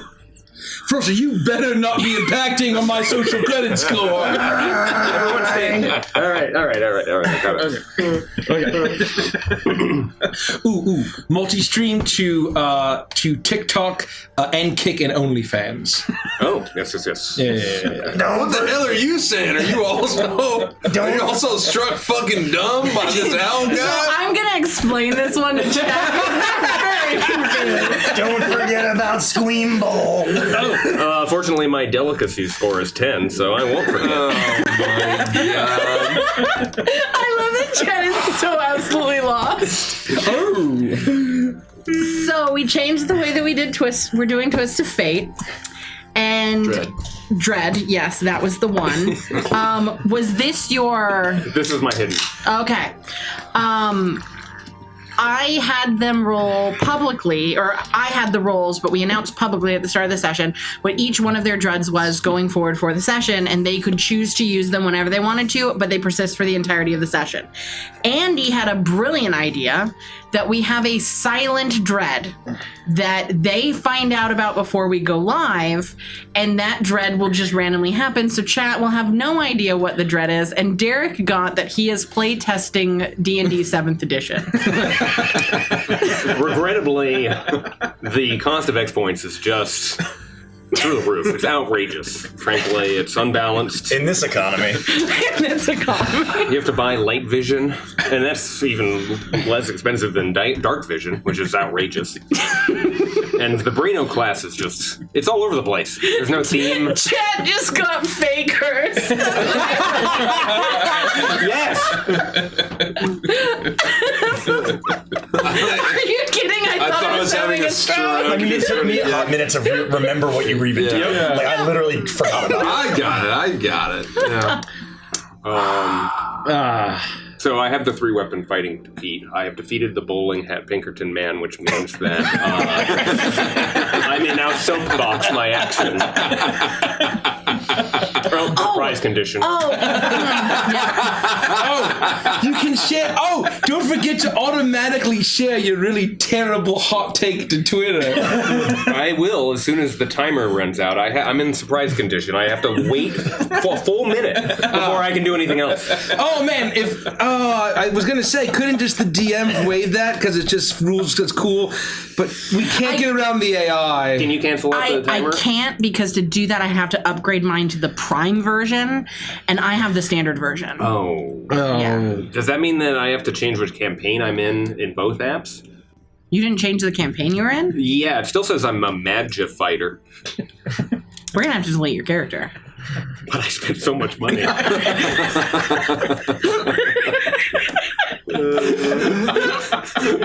Please like and subscribe. Derek, can you do a performance check for me, but on TikTok? I believe it's now called a flexibility reflectiveness test. Yes, but you have to do it on TikTok. Guys, do you like my And it's cosmetic? only successful if you get to at least 15 likes in the next 10 minutes. This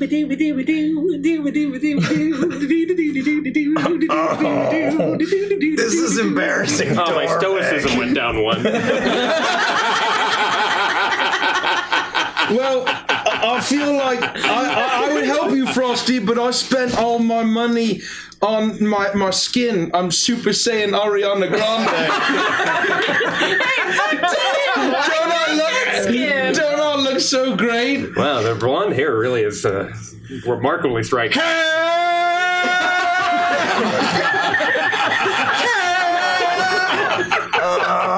Torbeck's been rolling loot boxes to get a triple S plus waifu, but I just keep getting the common ones. I'm gonna change my emotional state to reticent.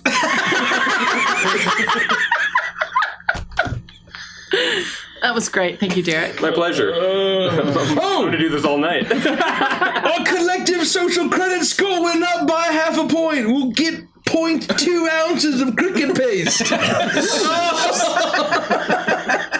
That's a pretty good deal. This is wonderful. That's how they get you. What's the conversion rate of X points to cricket paste? Oh, well, actually, there's a matrix here somewhere. Yeah, you have to pay to see the Matrix. We gotta shut the fuck up. I just invested all of our savings in the Hellhound coin. Oh my god, we're rich. Oh, no. You lost everything. Fucking Red Bull! Goddamn whales! I mean, we're going to have to make another life saving throw. Fuck.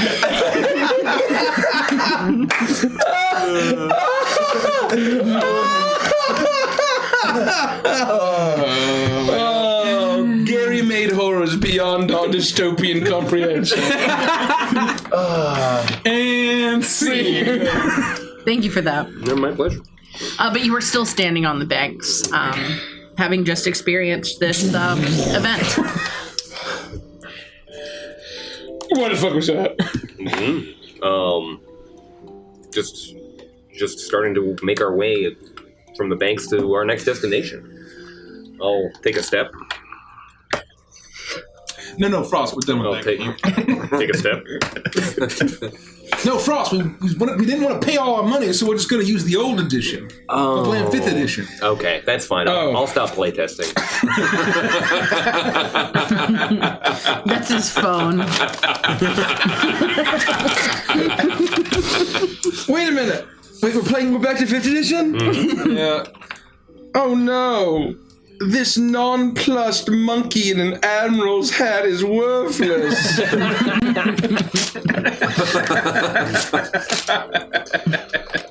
Oh, I put on a reverse mortgage.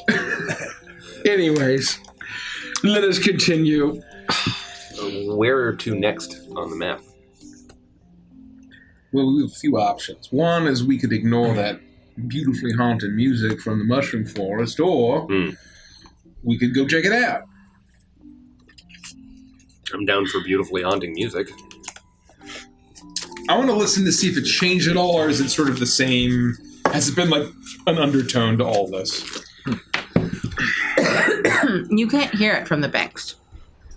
But if you choose to make your way, if you feel like you're done talking about your experiences with the King of Hearts, and you're ready to move on, you make your way towards the road where there had been the fork. Once you get there, you are able to hear the sounds again. And it is clearly a different song, but the same melancholy tone haunts the tune.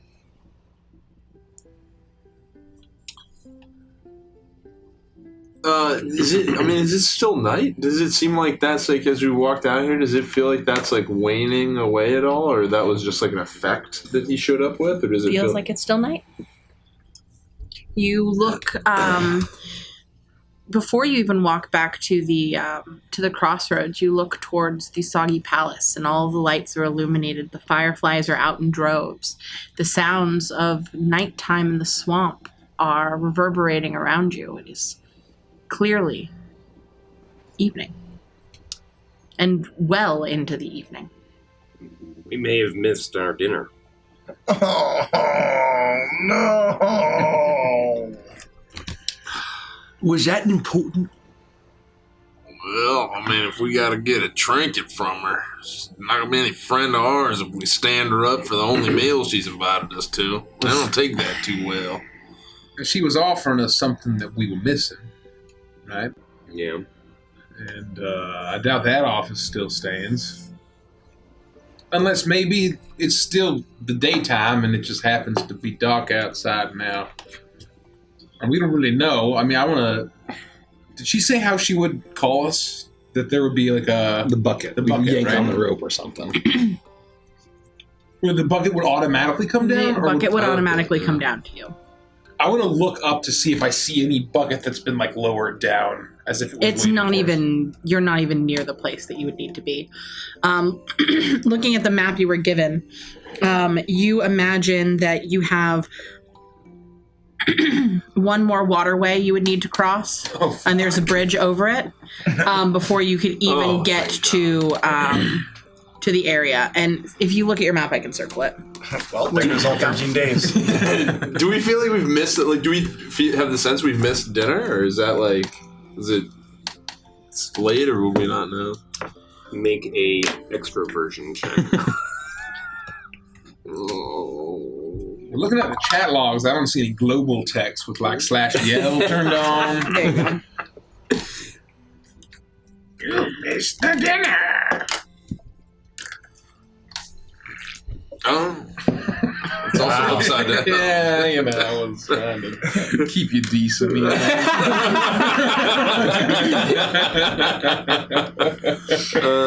Wait, and we're over here. Oh, so we just have to walk across this thing. This is like a bridge.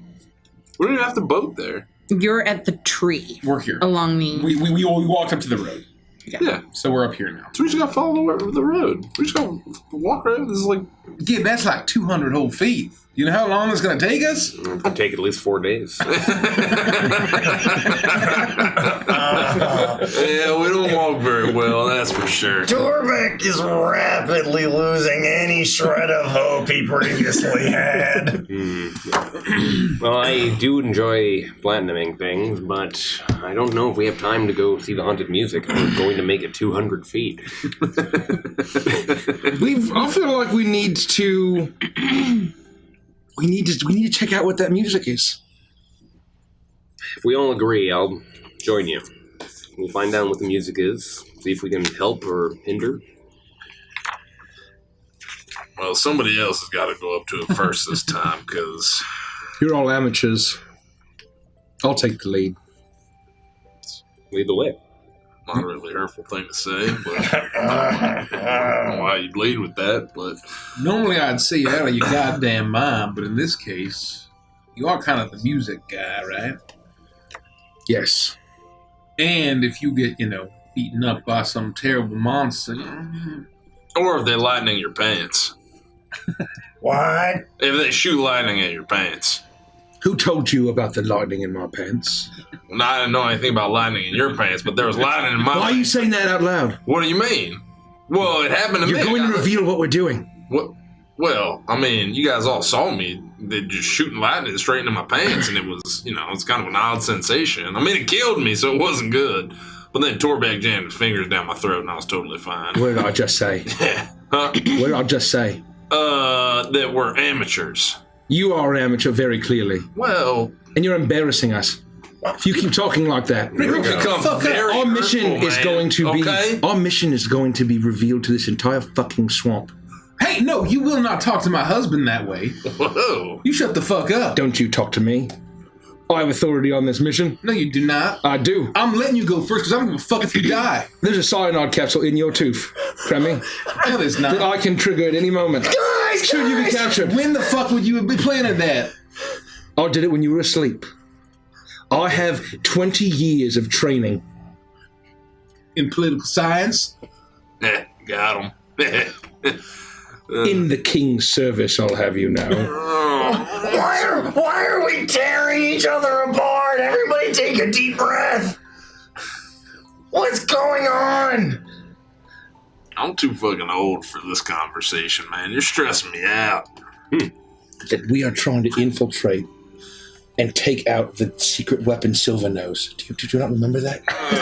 The secret one? No, Tormek doesn't know what you're talking about. Bavlorna has one of the 2 keys that's required to launch it. What are you talking about? Let's go. And I do a roll. I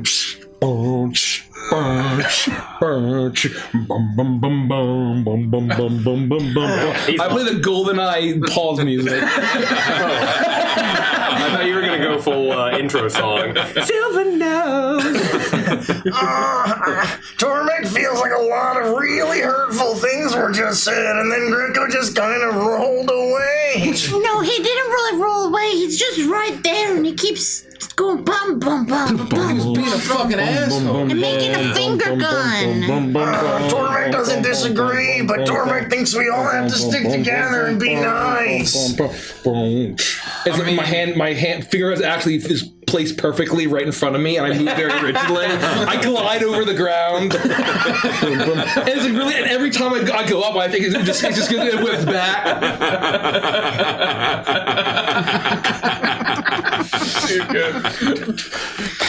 Bum, bum, bum, bum, bum, bum, bum, bum. I go towards the music, just doing this. Bum, bum, bum, bum, I'm going to tolerate this because we do have to stay together. And in case he dies, maybe we'll be able to, learn something from it.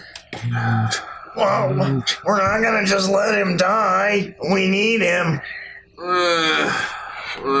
Do we? He's had a good run. Everyone's being very mean. We've made it a good, I don't know. I just kind of think if it doesn't work out, well, it's been nice knowing you guys. Needs a strong word, Colbeck. I mean, that's the thing. When you get to a certain point in life, there's a lot bigger shit going on than him playing the major Imagio game, Silver Nose. Tormek doesn't understand any of those words. Oh, that's so sad. Oh wow, Greco's gone big head mode.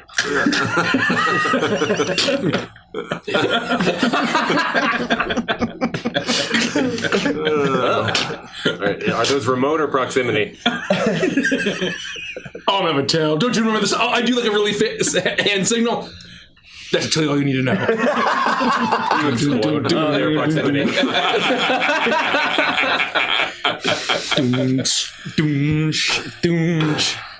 I follow Greco. I follow Greco as well.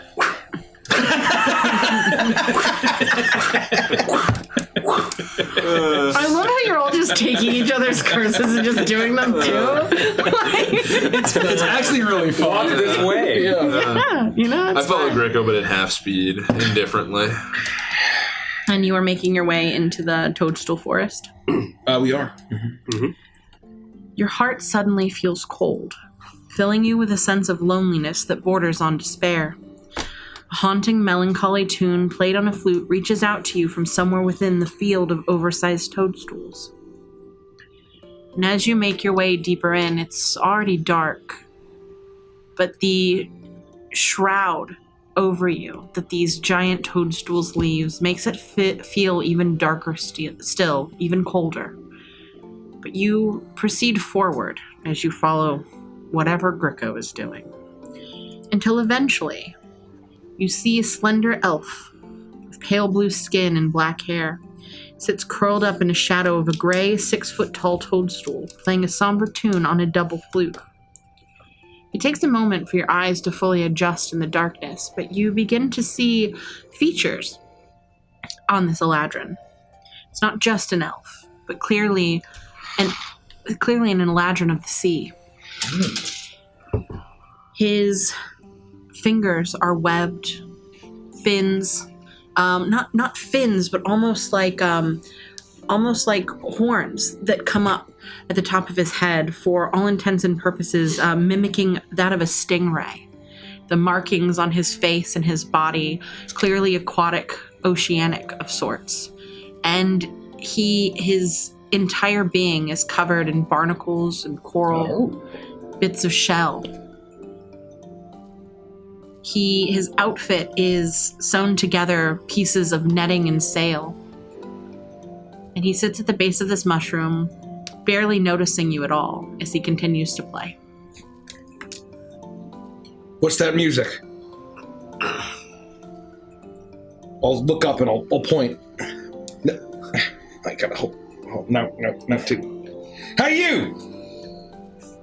Is it time to play the music? He looks up and stares at you for a moment, no emotion crossing his face. I'm playing it now. That means it's time to play the music. It's time to light the lights. It's time to meet the Muppets on the Muppet Show tonight. As we all turn into Muppets. And you all immediately turn into Muppets. Gringo, why are you so... What's happened? What's wrong with Tormek's arms and head? What are you guys talking about? Let me grab. Oh, it's time to play the music. So let me grab my ocarina. And like a perfect song plays out. Guys. Is this what you think Muppets look like?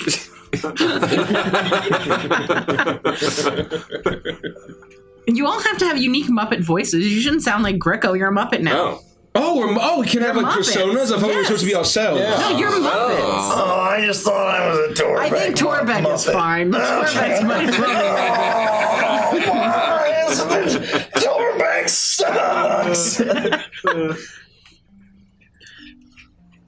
What's happened?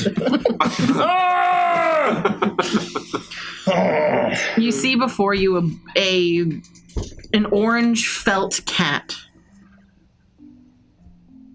That's it. No, pardon me. Hey, sorry. Gosh, I don't know what came over me. It's something like I was back in Goblin College with all my roommates yelling at each other about how overpowered, bizarre employment opportunity is. We knew it was coming, chat says. Hey, fellas.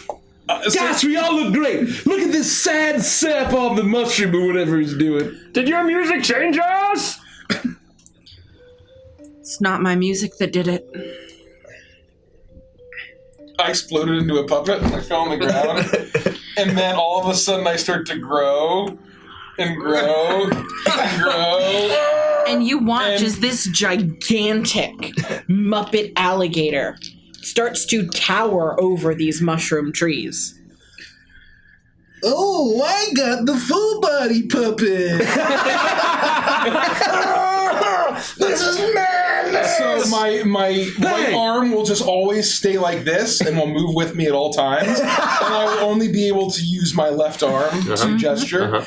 And I'm sort of the shape where like a narrow head and a big wide like round middle body, and then it kind of tapers in towards my feet.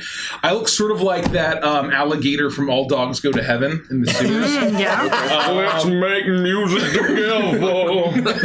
Let's make sweet harmony. What have you done? Hey, try not to step around me. It would be terrible if you stepped on one of us. I mean, it'd be awful. I would never want to hurt a friend.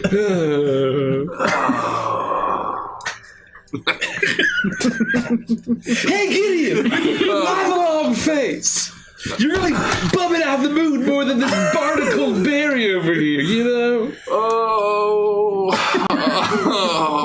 Well, at least all the pain in my body is gone. Oh, Tormek didn't want to alarm Gideon, but Tormek noticed that Gideon had some gray hairs. Yeah. Is that normal? Can you just speak a little quieter, please? Oh, is that normal? You notice shouting at me. that Gideon he looks like Gideon in Muppet form, but he's definitely gotten older. Where his vibrant red hair, it's now a pale baby pink. Some of it fading into white. Oh, I don't know why I'm doing frost. Wow! Wow! You got some great yarn up here! Hey, stop being such a downer. Our audience here is gonna be real bummed out, especially if you take so long to get out every fucking sentence. Think about our audience that we have, our Twitch. I mean, if we're the Muppets, can we also break the fourth wall? It's kind of like a combo, you know? Because you got a natural 20, okay? We have a show tonight? Yeah, we're gonna put on a show for everybody. We're gonna be able to teach you the joy again through the power of friendship.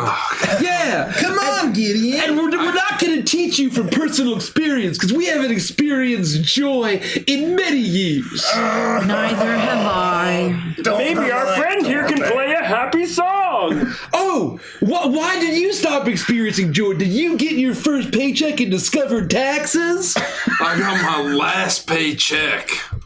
So I don't know how to be a Muppet. I've never seen the Muppets. I just want to lose, man.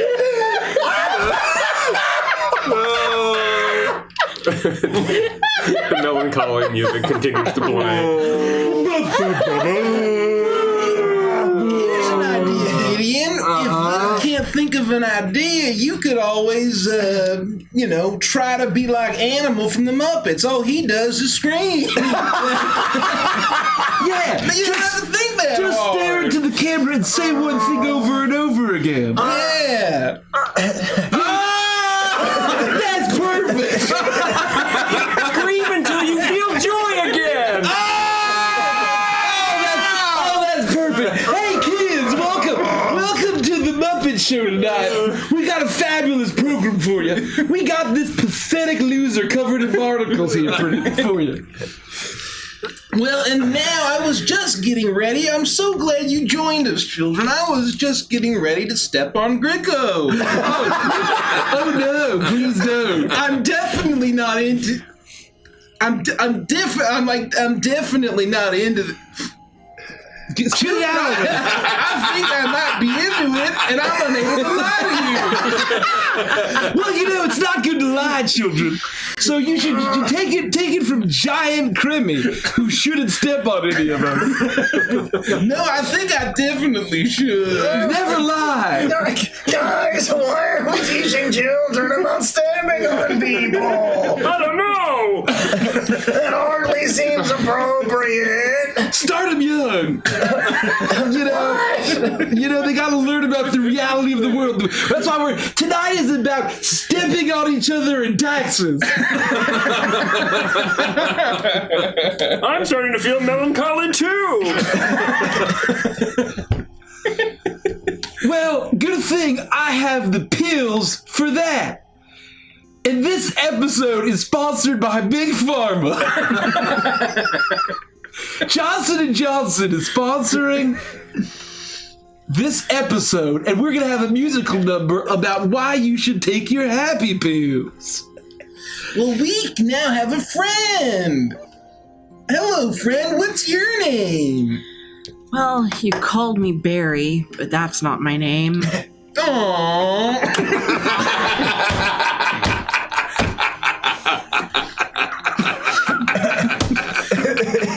I was hoping your name was Barry. It's not. Is it Jim? I knew a fella named Jim once. He worked down at the local subway that I used to frequent. And he'd always... Gosh, I probably should say that. Is your name Aladdin? No. Oh, I thought I got it on that one. I love Derek's Muppet voice. That was a nice try. No, that's a great idea, Frosty. We're going to we gotta go through the alphabet. Oh. Is it Albert? No. Gosh, shucks. I thought I'd get it. What about Casper? Casper? Yeah, we'll skip B. B's a shitty wood letter anyway. You already did Barry. Yeah, you're right. right. It's the only name that starts with B. It's Barry, folks. Remember, children, the letter B, names of the letter B are all your parents lying to. Well, if we're not gonna guess your name, maybe you can tell us why you're so depressed. I mean, you don't live in a trash can like Torbeck. And now you realize that Puppet Torbeck has actually just been in a trash can for a long time. From the waist down, he's sitting in a trash can with a trash can lid on top of him. Oh, I mean, yeah, it's Torbeck. Oh, I mean, to live in a trash can. Well, my name's not Barry. It's Coral. Oh, we were in the seas. God, we were so close. Why did you tell us that? The game is ruined. It's an awful name. It's basically the sea version of Carl. Oh. But you can call me Coral. Coral Heartsray. Coral Heartsray. Are you related to that king fellow? What? The king fellow that rules this place. No. We haven't seen an Eladrin here before. What the fuck are you doing here?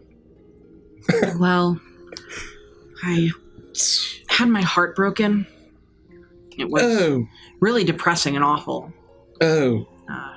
Couldn't eat, couldn't sleep, you know. Oh. Barely function as an Eladrin. Wandered away from my home, my family, and my friends because I was just destroying all the relationships in my life with my hopelessness. Have you ever considered that maybe removing yourself from that situation really was the best decision? I thought that for a while when I was sober. But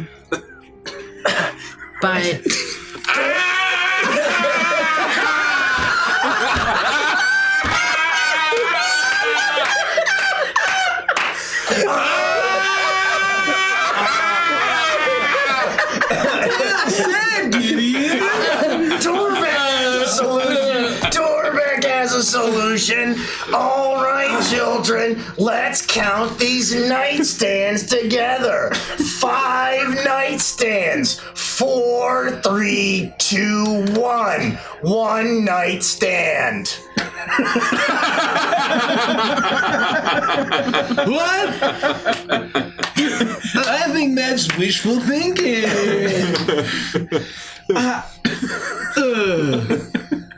Is that why all the music you play is so sad? Yeah, are you sad? I know what it's like to be. We know what it's like to be sad. it's not that I'm sad. I don't feel anything at all anymore. I play the sad music because it's the last thing I remember playing, and I hope that it'll give me some kind of emotion back. I made my way here when I was sad and pathetic and alone. And that's when I met Bavlorna.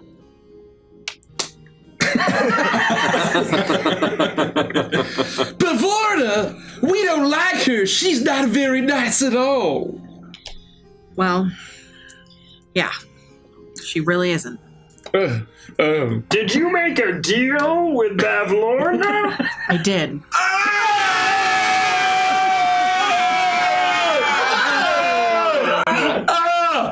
That's sorry. Our audience knows this is implicit understanding that our audience has. Whenever anyone announces something really stupid they've done, we all yell at the camera.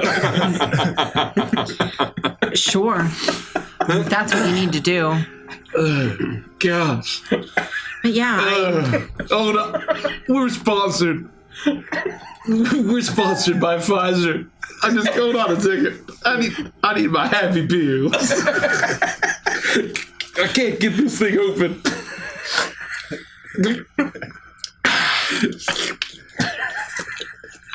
I used to turn to pills too when I was feeling down. Finally, something relatable. And that's part of what led me to make the deal with Bavlorna. Oh. And at the time, I was so desperate for anything that would fix the issue that I was willing to give away my still beating heart for her to take away the memories of my lost love. Oh, this got dark quick. She took away the memories, And I felt amazing. For the first time in my life, since I lost her, I was joy. I didn't want to give up my heart. So I refused and I ran. Oh, that's good. I was until she found me and took it by force. That's bad. Oh, that's Replaced- bad. And replaced my heart with the heart of a goat. What? And now, she has my heart, and I can feel nothing. That's bad. Well, that story really gets my goat. Is there anything we can do to cheer you up? Get my heart back. Well, maybe we can start by naming other farm animals. What do you think, kids? Oh, that's a great idea, Torbeck. Excellent thought from your filthy trash can. Do you have any suggestions for farm animals? Alpaca. Oh, that's a great idea. Alpaca. What else, kids? They do farm alpaca. Alligator too. Oh, We're farming for our meat. oh, And skin. oh. Why does this keep getting so sad? Oh, and pigs, as well as humans. And remember, kids, all animals are equal, but some animals are more equal than others. And that's why we're going to go into an animated retelling of George Orwell's Animal Farm. Speaking of which, we're sponsored by Audible. So remember, kids, pick up a copy of the audiobook of Animal Farm.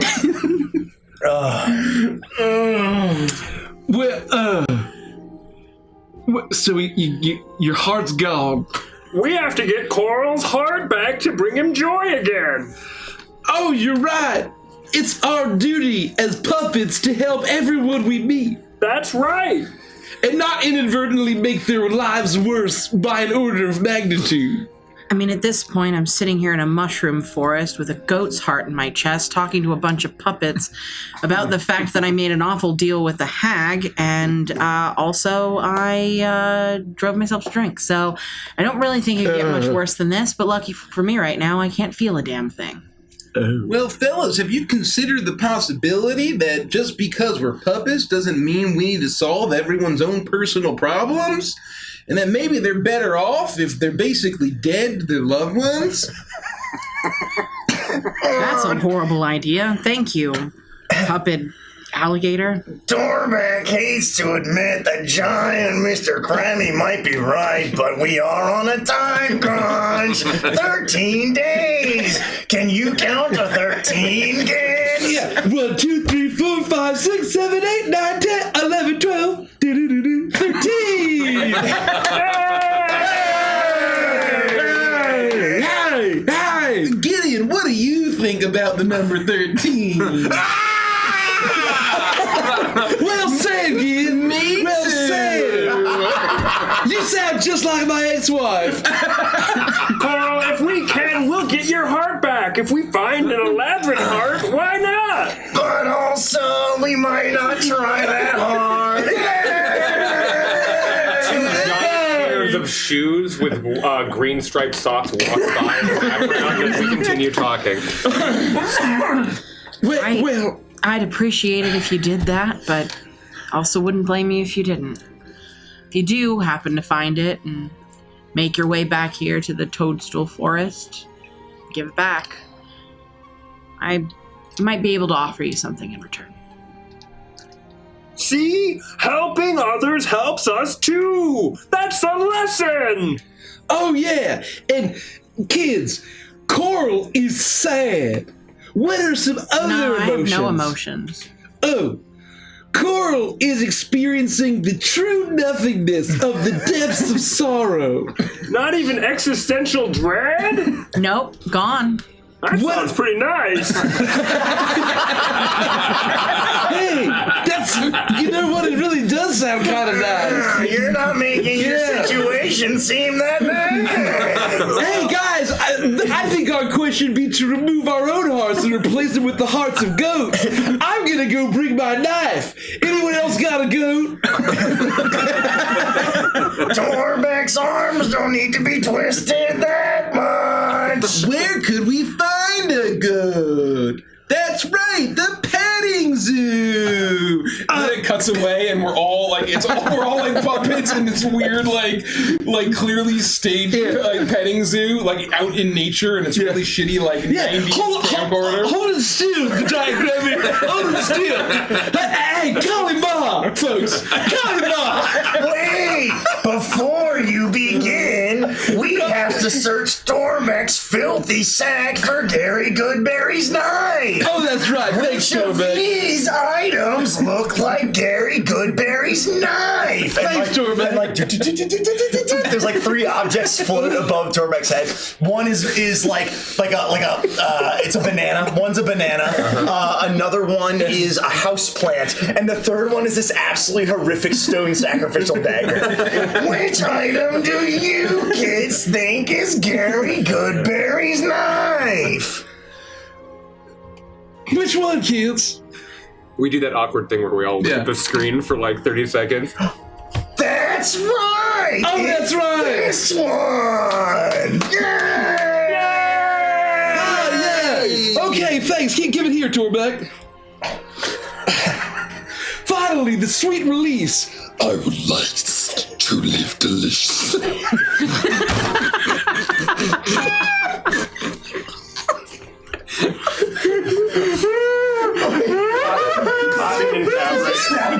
The goat that he's following. I'm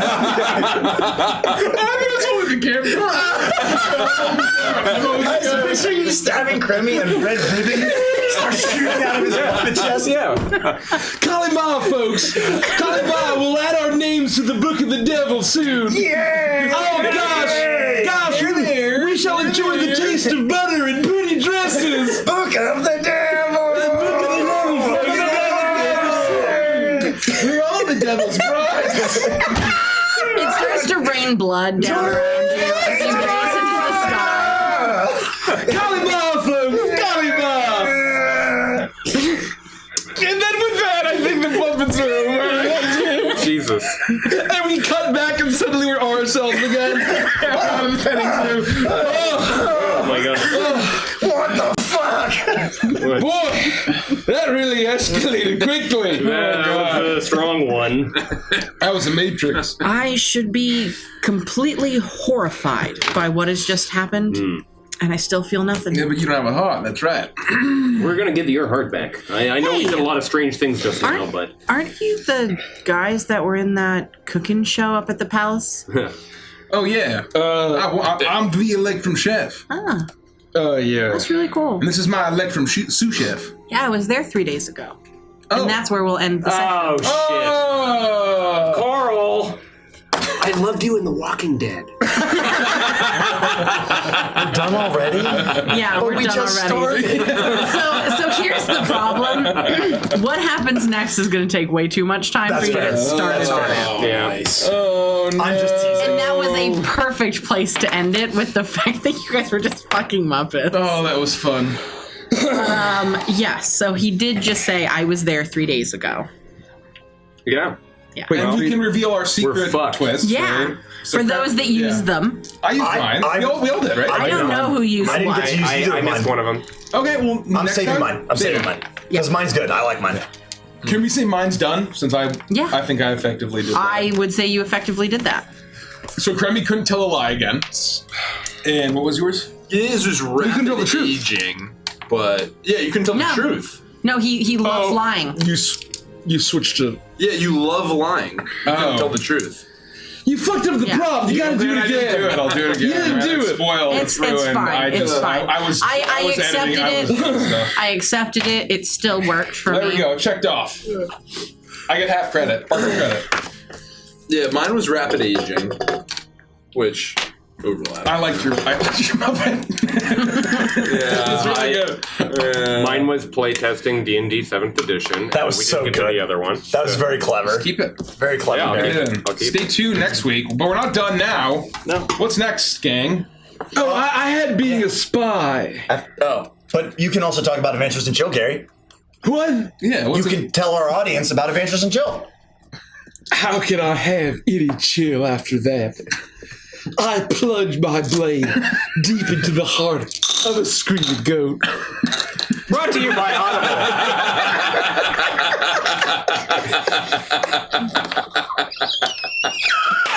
I can't. Oh my god, I'm gonna piss myself. We all need puppets. Why is it the only one that gets a puppet? When you did I bought it with my own money! You motherfuckers can buy your own puppets!